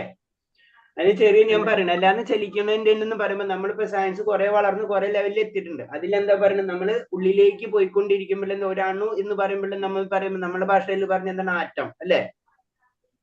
അല്ലെ, നമുക്കറിയാവുന്ന ഒരു ആറ്റം, അതിനുള്ള ഇലക്ട്രോൺ ഉണ്ട്, ഫോട്ടോൺ ഉണ്ട്, ഇതൊക്കെ ഇങ്ങനെ ചലിച്ചുകൊണ്ടിരിക്കണം അല്ലെ? അപ്പൊ അവിടെ ചലനം ഉണ്ട്.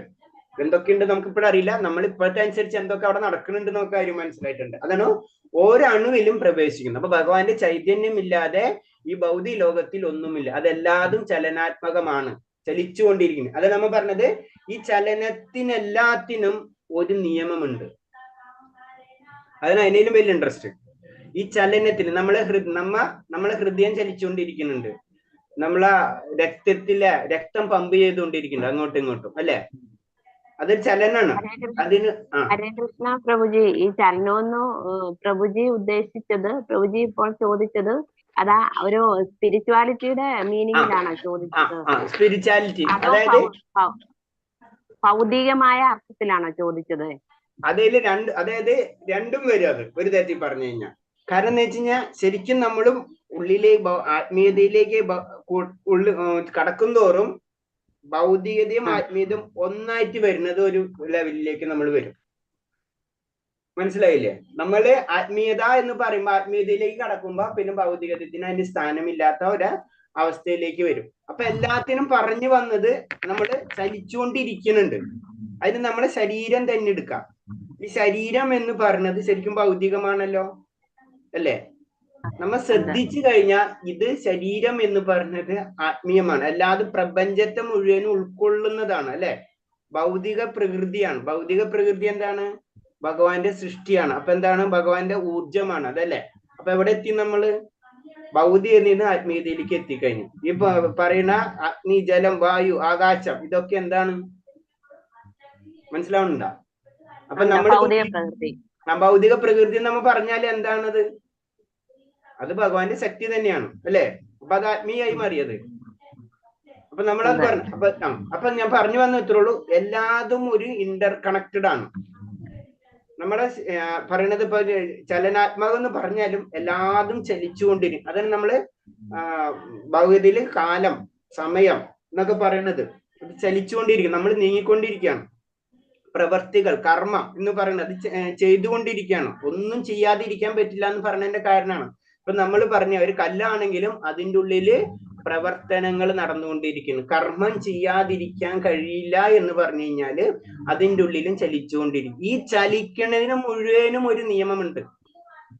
അതാണ് ബ്രഹ്മനാദം എന്നൊക്കെ പറയുന്നത്. അതാണ് അത് ബ്രഹ്മത്തിന്റെ നാദം, അതാണ് ഓങ്കാരം, അതാണ് പ്രണവം. അപ്പൊ നമ്മള് അത് ശരിക്കും അതിൻ്റെ ഉള്ളിലേക്ക് പോകുന്തോറും നമ്മളിങ്ങനെ അന്തം വിട്ടുകൊണ്ടിരിക്കും. അതാണ് ആത്മാവിനെ പറ്റി ഭഗവതിയിൽ പറഞ്ഞത്. ചിലവരത് ആശ്ചര്യം കൊണ്ട്, ചിലർക്കൊന്നും മനസ്സിലാവില്ല, ചിലപ്പോൾ ആശ്ചര്യം, അങ്ങനെയൊക്കെ ആയ അവസ്ഥയിലേക്ക് വരുന്നത്. ആയ ചൈതന്യത്തെപ്പറ്റി നമ്മൾ എത്രയോ മനസ്സിലാക്കുന്നുവോ അത് പല രീതിയിലായിരിക്കും നമുക്ക് ഫീൽ ചെയ്യാന്നാ പറയുന്നത്. അപ്പൊ ഞാൻ പറഞ്ഞു വന്നത് ചലനാത്മകം എന്ന് പറയുമ്പോ സാധാരണ ജനറൽ ആയിട്ട് നമ്മൾ അതിനെ എഴുതി തള്ളാൻ പറ്റില്ല.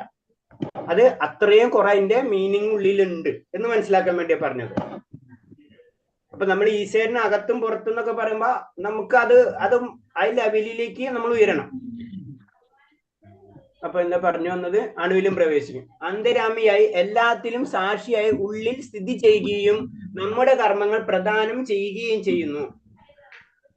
അപ്പൊ എന്തുകൊണ്ട് നമ്മളെ കർമ്മങ്ങൾ പ്രദാനം ചെയ്യുകയും ചെയ്യുന്നു. അപ്പൊ ഭഗവാനാണ് നമ്മളെ കൊണ്ട് എല്ലാ കർമ്മങ്ങളും ചെയ്യിപ്പിക്കുന്നത്. അല്ലെങ്കിൽ ഭഗവാന്റെ സമ്മതമില്ലാതെ നമുക്കൊന്നും ചെയ്യാൻ കഴിയില്ല, പ്ലസ് ആണെങ്കിലും നെഗറ്റീവ് ആണെങ്കിലും. അതാണ് ആദ്യം മനസ്സിലാക്കേണ്ടത്. കർമ്മസാക്ഷിയായി പ്രവർത്തിച്ച് കർമ്മഫലം എല്ലാ കാലത്തും നൽകുന്നു. നമ്മൾ എന്ത് ചെയ്യുന്നുവോ ചെയ്യാനുള്ള പെർമിഷൻ തരും. ചെയ്തു കഴിഞ്ഞതിന്റെ ഫലം നമ്മൾ തന്നെ അനുഭവിക്കണം. ഒരു ചെറിയ കുട്ടി മിഠായി കഴിക്കും അല്ലെ, ആ കുട്ടിക്ക് അച്ഛൻ വാങ്ങിച്ചു കൊടുക്കും. പക്ഷെ മിഠായി കഴിച്ചു കഴിഞ്ഞാൽ പ്രോബ്ലം ആൾക്കാ വരുന്നത് ആ കുട്ടിക്കാ വരുന്നത് എന്ന് പറഞ്ഞ പോലെ ഈശ്വരനല്ലാതെ അകത്തും പുറത്തും യാതൊന്നും ഇല്ല. അപ്പൊ ഭഗവാൻ ഈശ്വരനല്ലാതെ അകത്തും പുറത്തും യാതൊന്നും ഇല്ല എന്ന് പറയുന്നതിന്റെ നമ്മൾ വേറെ രീതിയിൽ അതിലും മനസ്സിലാക്കണം. ഭഗവാൻ എല്ലായിടത്തും നിറഞ്ഞു നിൽക്കുന്നു. അതിന് അകവും പുറവും ഇല്ല. അതിന് അകവും പുറവും ഇല്ല. മനസ്സിലായേ? അപ്പൊ നമ്മളെ ശരീരത്തിന് അകവും പുറവും ഇല്ല. നമ്മളെ ശരീരം എന്താണ്? പഞ്ചഭൂതമാണ് അല്ലെ. അപ്പൊ ഭൂതത്തിന് ഓരോന്നിനും എടുത്തു കഴിഞ്ഞാൽ അതിനെ തീ എടുത്തു കഴിഞ്ഞാൽ അകവും പുറവും ഉണ്ടാ ഇല്ല. അതിന്റെ എല്ലാതൊന്നേ പോലെയാണ്. അതേപോലെ തന്നെയാണ് നമ്മുടെ ശരീരം. അതാണ് ഈശ്വരന് അകത്തും പുറത്തും യാതൊന്നുമില്ല. ഈശ്വരനല്ലാതെ അകത്തും പുറത്തും യാതൊന്നും. നമ്മള് അത് തത്വ ഞാനെന്ന് പറയുന്നത് അതാണ് ആത്മീയത എന്ന് പറഞ്ഞത്, ആയ നോളജ് ആണ്. അപ്പൊ അത് നമുക്ക് ചിന്തിക്കാൻ പറ്റില്ല. അതൊന്നും അകത്തും പുറത്തും ഒന്നുമില്ല എന്നൊക്കെ പറയുമ്പോൾ അപ്പൊ നമ്മുടെ ഉള്ളിലും പുറത്തും നമ്മൾ സാധാരണ രീതിയിൽ പെട്ടെന്ന് നമ്മുടെ മൈൻഡിൽ അതാണ് വരും. അതല്ല, അതും ശരിയാണ്. മനസ്സിലായി? അതാണ് വേദങ്ങളിൽ ഒരു കാര്യം എടുത്ത പല അർത്ഥങ്ങളും കിട്ടുന്നത്. അതാണ് ഇതിന് പല വ്യാഖ്യാനങ്ങൾ വന്നത്. ഓരോരുത്തർക്ക് മനസ്സിലാവുന്നത് ഞാൻ പറഞ്ഞില്ല, കണ്ണുപൊട്ടൻ ഇത് പിടിച്ച പോലെയാണ്. അവന് മനസ്സിലാവണ അവൻ എഴുതും. പക്ഷെ അത് മനസ്സിലാക്കാൻ വേണ്ടിയാണ് എന്താ ചെയ്തത്? ബ്രഹ്മസൂത്രത്തെ ആദ്യം ബ്രഹ്മസൂത്രത്തെ പിന്നെ അത് വ്യാഖ്യാനങ്ങൾ എഴുതുന്നത്. അങ്ങനെയാണ് നമ്മളെ പുരാണങ്ങളിലേക്ക് കടക്കുന്നത്. അപ്പൊ ഞാൻ ഇന്നലെ പറഞ്ഞു, പുരാണങ്ങളിൽ കടക്കുമ്പോ അഹിംസ എന്നൊരു തത്വത്തെ ശരിക്കും സാധാരണക്കാർക്ക് മനസ്സിലാക്കാൻ വേണ്ടിയാണ് ജഡഭരതന്റെ കഥ പറയുന്നത്. ജഡഭരതനല്ല ഇങ്ങനെ ചാടി ചാടി നടക്കുന്നത് ഉറുമ്പിനെ കാണുന്നുണ്ട്. അപ്പൊ ഉറുമ്പിനെ ചാടി ചാടി ചാടി നടക്കാന്നല്ല എന്റെ അർത്ഥം. അതാണ് അഹിംസ എന്ന് മനസ്സിലാക്കാൻ വേണ്ടിയിട്ടാണ്. അപ്പൊ അങ്ങനത്തെ കാര്യങ്ങൾ. അപ്പൊ ഈശ്വരൻ അകത്തും പുറത്തും, ഈശ്വരനല്ലാതെ അകത്തും പുറത്തും യാതൊന്നില്ല. അപ്പൊ അകത്തും ഈശ്വരന്റെ ചൈതന്യമാണ്, പുറത്തും ഈശ്വരന്റെ ചൈതന്യമാണ്. അതാണ് നമ്മൾ പറയുന്നത്, ഞാൻ ഭഗവാന് വേണ്ടി എന്തും ത്യജിക്കും എന്ന് പറഞ്ഞു. നമ്മുടെ കയ്യിൽ ത്യജിക്കാൻ എന്താണുള്ളത്? അതുമില്ല നമ്മളെ കയ്യിൽ. നമ്മൾക്ക് വല്ലതുണ്ടാ? ചിലവർ ഞാൻ ഭഗവാന് വേണ്ടി ജീവിതം സമർപ്പിച്ചിരിക്കണം. നമ്മളെ കയ്യിൽ സമർപ്പിക്കാൻ എന്താ ഉള്ളത്? ഒന്ന് പറഞ്ഞ ആർക്കിലേക്ക് ഒന്ന് പറയാം. ഭഗവാന് വേണ്ടി ജീവിതം സമർപ്പിക്കുന്നൊക്കെ പറയുമല്ലോ നമ്മള്. നമ്മളെ കയ്യിൽ ഭഗവാന് വേണ്ടി സമർപ്പിക്കാൻ എന്താണ് ഉള്ളത്?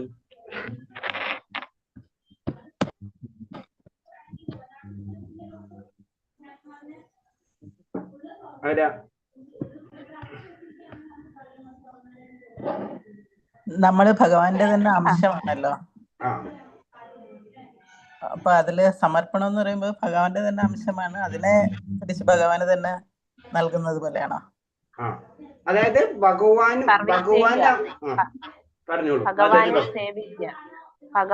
സേവിക്കുക, അതാണ് നമുക്ക് ഭഗവാന് കൊടുക്കാനുള്ളത്. ഓക്കെ. അതെ, ഭഗവാന് സമർപ്പിക്കാനുള്ളത് നമ്മളുടെ സർവീസ് ആണ്. അല്ലെ? സർവീസ്. നമ്മളുടെ ഭക്തിയുത സേവനമാണ് അതെ നമ്മൾക്ക് കൊടുക്കാനുള്ളത്. ആ അതുവഴിയാണല്ലോ ലാസ്റ്റ് നമ്മൾ ആത്മസാക്ഷാത്കാരത്തിൽ എത്തുന്നത്, അതെ. ഭക്തിയുത സേവനം ചെയ്ത്. മാതാജി അപ്പൊ പറഞ്ഞു കുറെ അതല്ലേ എത്തിയിട്ടുണ്ട്. വേറെ ആരെങ്കിലും എന്തെങ്കിലും പോയിന്റ്?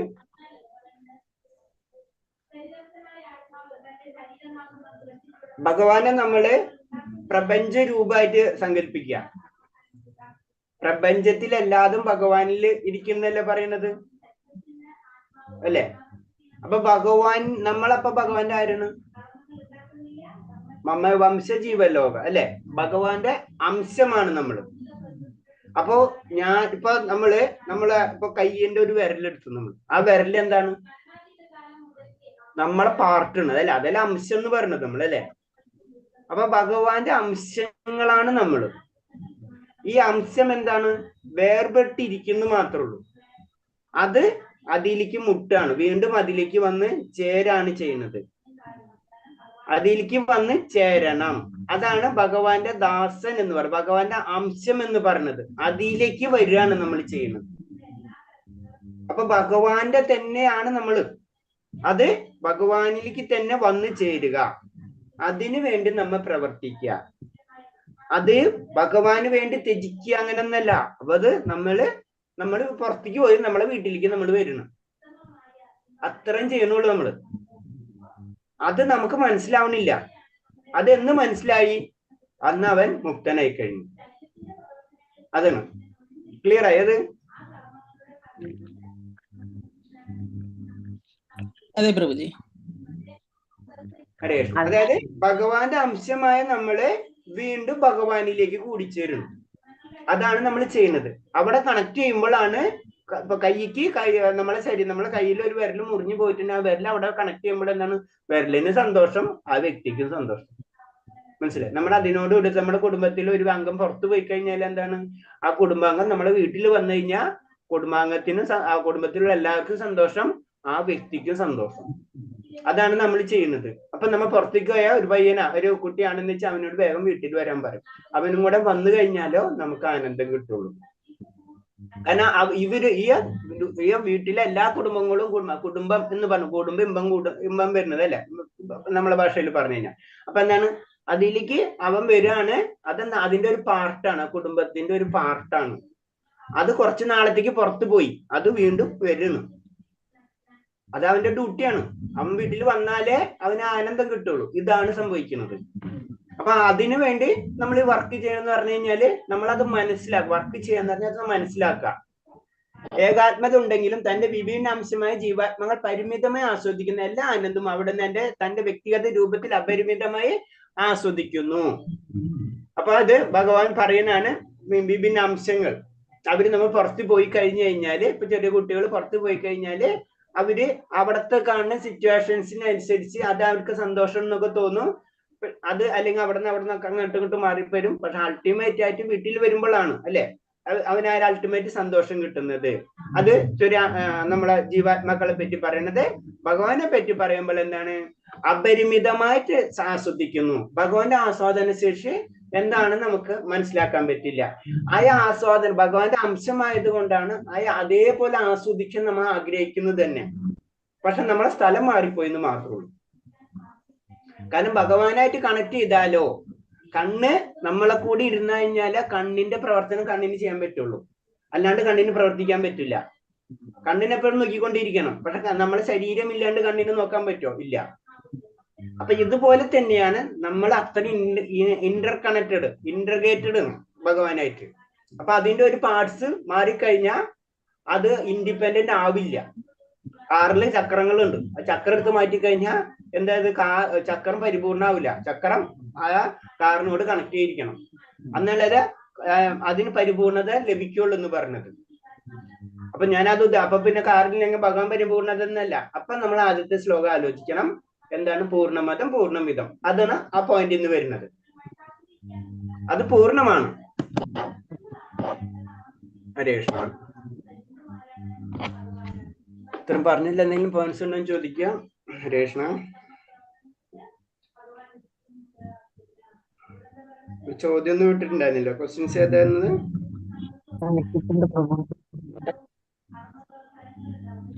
എന്ന് പറഞ്ഞല്ലോ, വിട്ടില്ലേ? ഇട്ടിട്ടുണ്ട്. വിട്ടിട്ടില്ലേ? ഓക്കെ. ഉണ്ട്. ആ ശരി ശരി. മന്ത്രം 5 വിശദമാക്കുക. മന്ത്രം 5 എന്ത് പറയുന്നത്? സർവേശ്വരൻ ചലിക്കുന്നു, ചലിക്കാതിരിക്കുകയും ചെയ്യുന്നു. അവിടുന്ന് വളരെ വിദൂരസ്ഥനെങ്കിലും സമീപസ്ഥനുമാണ്. അവിടുന്ന് സകലതിന്റെയും അകത്തും പുറത്തും സ്ഥിതി ചെയ്യുന്നു. ഇപ്പൊ ഞാൻ പറഞ്ഞു ചലിക്കുകയും ചലിക്കാതിരിക്കുകയും ചെയ്യുന്നു എന്ന് പറയുമ്പോ ഭഗവാന്റെ ശക്തിനെ പറ്റി നമ്മൾ നോക്കുമ്പോ അപ്പോൾ പറഞ്ഞു കല്ല് ചലിക്കുന്നുണ്ടോ, ചലിക്കുന്നില്ല, ചലിക്കുന്നുണ്ടോ, ചലിക്കുന്നുണ്ട്. കാരണം അതിന്റെ ഉള്ളില് ഇപ്പൊ നമുക്കറിയാം, പണ്ടൊന്നും അതും മനസ്സിലാക്കില്ല. ഇപ്പൊ ഒരു 50 വർഷം അല്ലെങ്കിൽ 100 വർഷം മുന്നേ അല്ലെങ്കിൽ 200 വർഷം മുന്നേ അതിന്റെ ഉള്ളിൽ ആറ്റം ഉണ്ടെന്ന് അതിങ്ങനെ ചലിച്ചുകൊണ്ടിരിക്കുന്ന അറിയില്ല അല്ലെ. അതാണ് പറഞ്ഞത് മോഡേൺ സയൻസിന് ലിമിറ്റേഷൻസ് ഉണ്ടെന്ന് പറഞ്ഞത്. അത് ഓരോ വർഷം കഴിയുമ്പോഴും നോക്കി നോക്കി നോക്കി നോക്കി ഇപ്പൊ ഈ കാര്യം ഇതിന്റെ ഉള്ളിൽ ഇങ്ങനെ ഒരു കാര്യം ഉണ്ടെന്ന്, ഇത് ചലിക്കുന്നുണ്ടെന്ന് അറിയാത്തൊരു കാര്യം, അതായത് ഒരു 100 വർഷമായിട്ടുണ്ടാന്ന് തോന്നുന്നു, അല്ലെങ്കിൽ 200 വർഷം മുന്നേ എടുക്കാം. കല്ലിന്റെ ഉള്ളിൽ നമ്മുടെ ഉള്ളിൽ ആറ്റം ഉണ്ടെന്നും അത് ചലിച്ചുകൊണ്ടിരിക്കുന്നു പറഞ്ഞു കഴിഞ്ഞാൽ ആരും വിശ്വസിക്കില്ല. പക്ഷെ അത് ചലിച്ചുകൊണ്ടിരിക്കണം. ചലിക്കുകയും ചലിക്കാതിരിക്കുകയും ചെയ്യുന്നു പറഞ്ഞിട്ടുണ്ട്. ആ കൺസെപ്റ്റ് മനസ്സിലാവണമെങ്കിൽ നമ്മൾ അതിലേക്ക് ഉയർന്നാലേ അത് മനസ്സിലാവാൻ പറ്റുള്ളൂ. അതാണ് പറഞ്ഞത് വേദങ്ങൾ സത്യമാണെന്ന് പറഞ്ഞത്. വേദങ്ങൾ സത്യമാണ്, നമുക്ക് മനസ്സിലാക്കേണ്ട പ്രശ്നം മാത്രമേ ഉള്ളൂ. നമുക്ക് നമ്മുടെ ലെവല് നമുക്കറിയില്ല. അതാണ് പറഞ്ഞത് ടെക്നോളജി അല്ലെങ്കിൽ സയൻസ് ഒരു പർട്ടിക്കുലർ ലെവലിൽ എത്തുമ്പോൾ ഇക്കാര്യം മനസ്സിലാവും. അപ്പൊ രണ്ടും ഒന്നാവുന്ന പറയുന്നത്. അവിടെ എത്താണ് ഈ ഒന്നാവാം. കാരണം ആ സത്യം എന്ന് മനസ്സിലാവും. അത് എന്ന് മനസ്സിലാവും എന്നൊക്കെ പറയാൻ പറ്റില്ല. അടുത്തത് സകലതിന്റെ അകത്തും പുറത്തും സ്ഥിതി ചെയ്യുന്നു. അതിപ്പോ ഒന്നുകൂടെ മനസ്സിലായി അല്ലേ? അകവും പുറവും ഇല്ല ശരിക്കും, വേറെ രീതി പറഞ്ഞു കഴിഞ്ഞാൽ. എന്തുകൊണ്ടാണ് ഭഗവാന്റെ വിഗ്രഹങ്ങളിൽ പ്രത്യക്ഷനാകാൻ കഴിയുന്നത്? എന്തുകൊണ്ടാണ്? ഭഗവാൻ അജിന്ത്യ ശക്തി നിറഞ്ഞവനായതുകൊണ്ട്. അജിന്ത്യം ആ വേർഡ് നമ്മൾ എപ്പോഴും ഓർക്കേണ്ടത്. ഭഗവാന്റെ ശക്തി അങ്ങനെയാണ്. പിന്നെ അടുത്തത് ഭഗവാനെ നിർഗുണൻ എന്ന് പറയുന്നത് എന്തുകൊണ്ട്?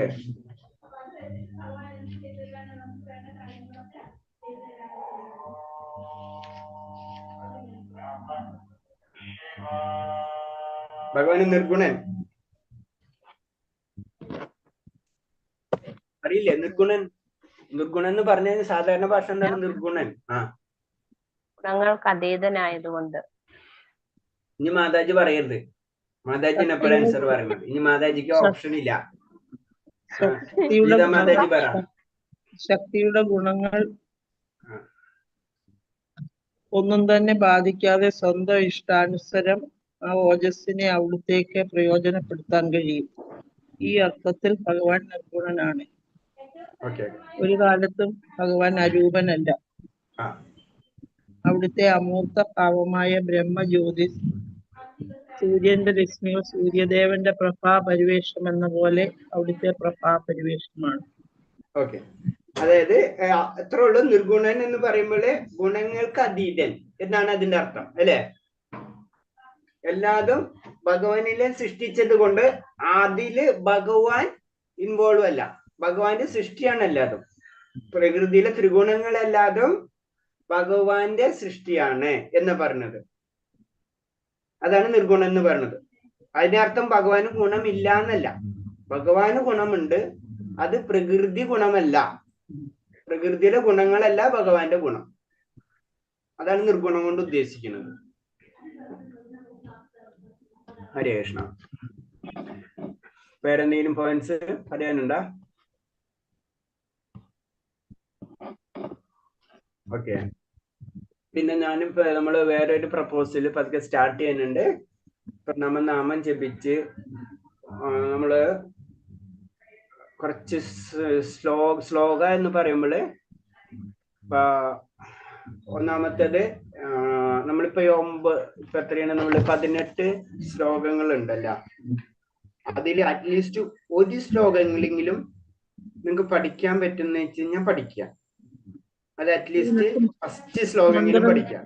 അതില് മന്ത്രം സോറി ശ്ലോകമല്ല മന്ത്രം ആദ്യത്തെ ധ്യാന മന്ത്രം നമ്മൾ പഠിക്കാൻ പറ്റുന്നവര് പഠിക്കാം.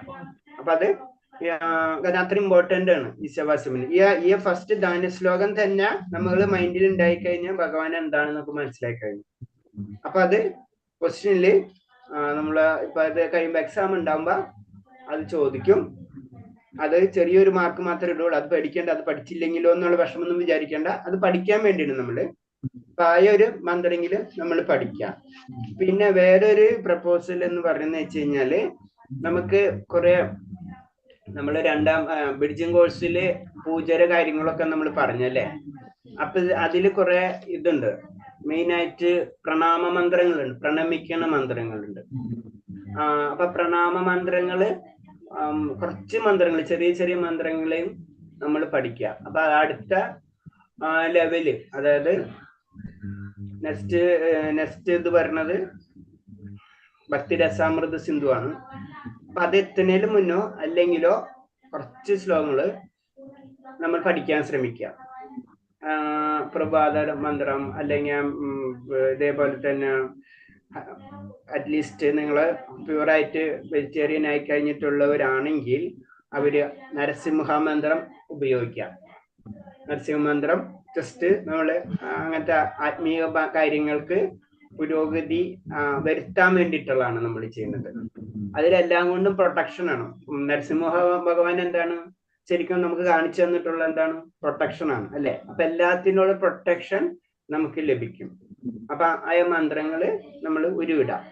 അറ്റ്ലീസ്റ്റ് കാലത്തോ വൈകിട്ടോ ഒരു നേരെങ്കിലും ഒരു പ്രാവശ്യമെങ്കിലും ഭഗവാന്റെ നരസിംഹ മന്ത്രം ഉരുവിടാൻ ശ്രമിക്കാം. അത് കുറച്ച് ലിമിറ്റേഷൻസ് ഉള്ളതെന്ന് പറഞ്ഞു കഴിഞ്ഞാൽ അതിന് പ്യൂർ വെജിറ്റേറിയൻ ആയിരിക്കും. അതായത് 4 യമനിയമങ്ങൾ സ്ട്രിക്റ്റ് ആയിട്ട് ഫോളോ ചെയ്യുന്നവര് നരസിംഹ ഭഗവാന്റെ മന്ത്രം ഉരുവിട്ട് കഴിഞ്ഞാൽ അതിന്റെ ബെനിഫിറ്റ്സ് നമുക്ക് ഉണ്ടായിരിക്കും. അപ്പൊ അതൊക്കെ നമ്മൾ പതുക്കെ പഠിക്കാൻ ശ്രമിക്കാം അടുത്ത സ്റ്റെപ്പിലേക്ക് കടക്കുന്നതിന് മുന്നേ. ഇപ്പൊ പഠിച്ചോളന്നല്ല, പഠിക്കാൻ നമ്മൾ പരിശ്രമിക്കാം. അപ്പൊ അതേപോലെ തന്നെ നമ്മൾ ഈ ഇത് പഠിക്കുമ്പോൾ ഒരു ശ്ലോകമെങ്കിലും നമ്മൾ ഇതിന്ന് ബൈഹാർട്ടാകാൻ ശ്രമിക്കും. അതിൽ ആദ്യത്തെ ശ്ലോകമാണ് ഏറ്റവും ഇമ്പോർട്ടന്റ്. അത് ശ്രമിക്കാം. അപ്പൊ ഇത് കഴിയുമ്പോ ഞാൻ ചോദിക്കും. അതായത് ഇപ്പൊ ഇത് ഒരാഴ്ചയോളം പഠിക്കാമല്ലോ. ഒരാഴ്ച കഴിഞ്ഞിട്ട് നമ്മൾ എക്സാം എടുക്കുമ്പോ ആ ശ്ലോകം പൂർണ്ണമതം പൂർണ്ണാത് പൂർണ്ണമുദച്ഛത് പൂർണ്ണസ്യ പൂർണ്ണമാദായ പൂർണ്ണമേവ അവശിഷ്യത്തെ, ഇത്രേ ഉള്ളൂ. അതിൽ നിന്ന് എല്ലാവരും അടങ്ങിയിട്ടുണ്ട്. അത് ഇമ്പോർട്ടന്റ് ശ്ലോകമാണ്. അത് ബൈഹാർട്ടാകാൻ ശ്രമിക്കാം. ഓക്കെ, ഹരേ കൃഷ്ണ. ഹരേ കൃഷ്ണ പ്രഭു. അതറിയാം, പൂർണ്ണമതം നമ്മൾ അമ്പലത്തിൽ ചൊല്ലുന്നതാ. അതായത് എല്ലാവർക്കും അറിയണമെന്നില്ലല്ലോ. അല്ല, ഞാൻ എന്റെ കാര്യം പറഞ്ഞതാ. ഞങ്ങൾ അമ്പലത്തിൽ എന്നും ചെല്ലുന്നതാ. ശരി മാതാ, ഞാൻ പറഞ്ഞ. അപ്പൊ അത് എല്ലാവരും പഠിക്കാം. ഇപ്പൊ മാതാജി പഠിച്ചിട്ടുണ്ട്. അപ്പൊ അതേപോലെ തന്നെ പഠിക്കാത്തവര് അത് പഠിച്ചിരിക്കണം. നമ്മൾ അറ്റ്ലീസ്റ്റ് ഒരു ബുക്കിൽ നിന്ന് ഒരു ശ്ലോകമെങ്കിലും നമ്മൾ പഠിച്ചിരിക്കണം. അത്രേ ഉള്ളൂ ഉദ്ദേശിക്കുന്നത്. പ്രഭുജി, ഈ ധ്യാനം കൂടാതെ ബാക്കി മന്ത്രങ്ങളും പഠിച്ചിരിക്കണോ? അത് നമ്മള് ഭക്തിശാസ്ത്രി കോഴ്സ് ഉണ്ട്.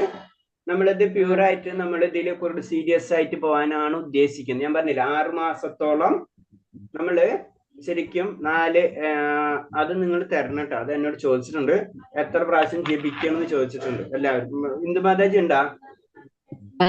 പ്രഭു. അതൊന്നും കൂടെ അതിന്റെ എടുക്കണം എന്ന് പറഞ്ഞിട്ടുണ്ട്. ഇപ്പൊ ഒന്ന് ലേറ്റ് ആയി, നമുക്ക് നാളെ തന്നെ നോട്ട് ചെയ്യാം. എല്ലാവരും എത്ര മാല ജപിക്കുന്നുണ്ട്, യമനിയമങ്ങൾ പാലിക്കുന്നുണ്ടോ എന്നുള്ളത് നോട്ട് ചെയ്യണമെന്ന് പറഞ്ഞു. അപ്പോൾ നമ്മള് അത് നാളെ ഒന്ന് നോട്ട് ചെയ്യണം കേട്ടോ. മറ്റേ നമ്മൾ സംസാരിക്കാം ക്ലാസ്സിൽ തന്നെ കേട്ടോ. അപ്പൊ അതില് പ്രഭു ഹരേ കൃഷ്ണ. ഇന്നലത്തെ സോറി ഇട്ടിട്ടില്ല കേട്ടോ ലിങ്ക്. കുഴപ്പമില്ല, ഞാൻ എടുത്തു വിചാരിച്ച. ഓക്കെ, കുഴപ്പമില്ല. അപ്പൊ 16 മാലയും 4 യമനിയമങ്ങളും ഒരു വർഷം അല്ലെങ്കിൽ 2 വർഷമായിട്ട് സ്ഥിരമായിട്ട് ജപിക്കാൻ നമുക്ക് മാനസികമായിട്ട് തീരുമാനിക്കുന്നു. ഒരു 6 മാസമെങ്കിലും സ്ഥിരമായിട്ട് നമ്മൾ ജപിച്ചു കഴിഞ്ഞു കഴിഞ്ഞാൽ അടുത്ത സ്റ്റെപ്പിലേക്ക് നമുക്ക് മാറാം. 6 മാസം മിനിമം ആണ് പറഞ്ഞത്. ചുരുങ്ങിയത് പറഞ്ഞ 1-1.5 വർഷമെങ്കിലും സ്ഥിരമായിട്ട് ചെയ്യണം.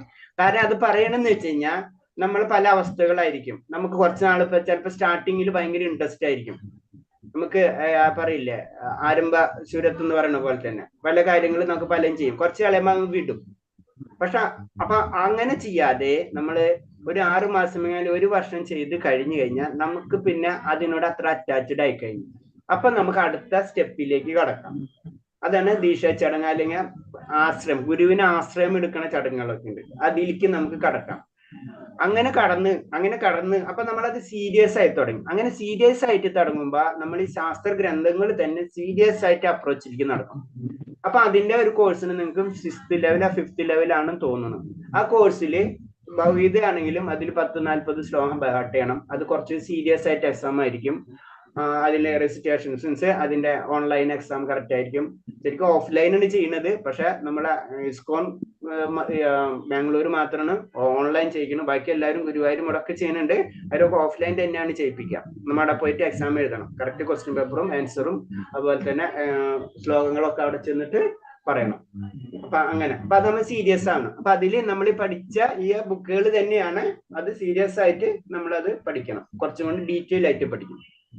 അതാണ് അത്. അപ്പൊ അതിലാണ് നമ്മൾ പഠിച്ചു പോകും. അപ്പൊ അതിനെ മുന്നേ പതുക്കെ നമ്മള് ഈ ശ്ലോകങ്ങൾ, മെയിൻ ആയിട്ട് ശ്ലോകങ്ങൾ പഠിച്ചു പോയി കഴിഞ്ഞാല് അത് നമ്മളെ മൈൻഡിൽ നിൽക്കും. അപ്പൊ ചെറുതായിട്ട് നമ്മൾ സീരിയസ് ആയി തുടങ്ങാം. അതാണ് ഞാൻ പറഞ്ഞത്. അതേപോലെ തന്നെ നെക്സ്റ്റ് ദീക്ഷ വരുന്നതിന് മുന്നേ അങ്ങനെ ഒരു പ്ലാൻ ഉണ്ടെങ്കിൽ പതുക്കെ മെയിൻ ആയിട്ടുള്ളത് കുറെ ഉണ്ട്. അതിൽ കുറച്ചെങ്കിലും പ്രണാമ മന്ത്രങ്ങള്, സംസാരതാവ് അതായത് മംഗളാരതിക്ക് ഉപയോഗിക്കുന്ന മന്ത്രങ്ങള്, അതേപോലെ തന്നെ ഇപ്പൊ നരസിംഹന്റെ മന്ത്രങ്ങള്, ഇതൊക്കെ നമ്മൾ പഠിക്കണം. അപ്പൊ നമ്മൾ ആദ്യം തന്നെ പതുക്കെ ഒന്ന് സീരിയസ് ആയി നമുക്ക് ഉള്ളിൽ തോന്നി കഴിഞ്ഞു കഴിഞ്ഞാൽ നമ്മൾ ഒരു 6 മാസത്തോളം നമ്മൾ അതിന്റെ പ്രാക്ടീസ് ചെയ്ത് കഴിഞ്ഞാൽ പിന്നെ പതുക്കെ ഇങ്ങനത്തെ കാര്യങ്ങളിലേക്ക് നമുക്ക് കടക്കാം. ഹരേ കൃഷ്ണ പ്രഭുജി, ഈ മന്ത്രങ്ങളൊക്കെ ഈ ഗ്രൂപ്പിൽ ഇടാനായിട്ട് പറ്റുമോ? മന്ത്രങ്ങൾ ഇടാത്തതെന്ന് വെച്ച് കഴിഞ്ഞാലേ നമ്മൾക്ക് പലരും പല ലെവലായിരിക്കുമല്ലോ നമുക്ക്. അപ്പൊ നമ്മളത് പതുക്കെ കൊണ്ടുപോകണം. നമ്മള് മനസ്സിലായില്ലേ? നമ്മളെ ക്ലാസ്സിൽ കൂടെ തന്നെ നമ്മൾ പതുക്കെ കൊണ്ടുപോകണം. അപ്പൊ നമുക്കിപ്പോ ഇത് വേണമെങ്കിൽ മുഴുവനും നമുക്ക് ഇതിലിടാം, അതുകൊണ്ട് കാര്യമില്ല. അതൊന്നും ഒരു വാല്യൂ ഉണ്ടാവില്ല. നമ്മെല്ലാതും പറഞ്ഞില്ലേ, അത് ജ്ഞാനം കൊടുക്കുന്നത് ആരെന്ന് ഭഗവാൻ പറഞ്ഞിട്ടുണ്ട് അല്ലേ? അപ്പൊ കുറച്ചെങ്കിലും നമ്മൾ അതിലേക്ക് പോകണം. അത് കാരണം കൊണ്ടാണ് ഇടാത്തത്. എന്നാലും ഞാൻ അമ്പലത്തിൽ ചോദിച്ചിട്ട് പറയാം അതിന്റെ കാര്യം എങ്ങനെ ചെയ്യണമെന്ന് വെച്ചാൽ അതിനനുസരിച്ച് ചെയ്യാം. ഇതാണ്. ഓക്കെ പ്രഭുജി. ഹരേ കൃഷ്ണ. വേറെ എന്തെങ്കിലും സംശയം? ഓക്കെ. വാഞ്ചകൽപരൂപേച്ച കൃപാസന്ധ്യാവേച്ച പതിനാം ഭാവനേഭ്യ വൈഷ്ണവേഭ്യ നമോ ആനന്ദകോടി വൈഷ്ണവഭക്തർക്ക് ജയ പ്രഭാതിക്ക് ഗുരുദേവ്ക്ക് ജയ. ഹരേ കൃഷ്ണ. എല്ലാവർക്കും പ്രണാമം. ഹരേ കൃഷ്ണ പ്രഭു. ഹരേ കൃഷ്ണ ഹരേ കൃഷ്ണ. ഹരേ കൃഷ്ണ പ്രഭു. ഹരേ കൃഷ്ണ. ഹരേ കൃഷ്ണ.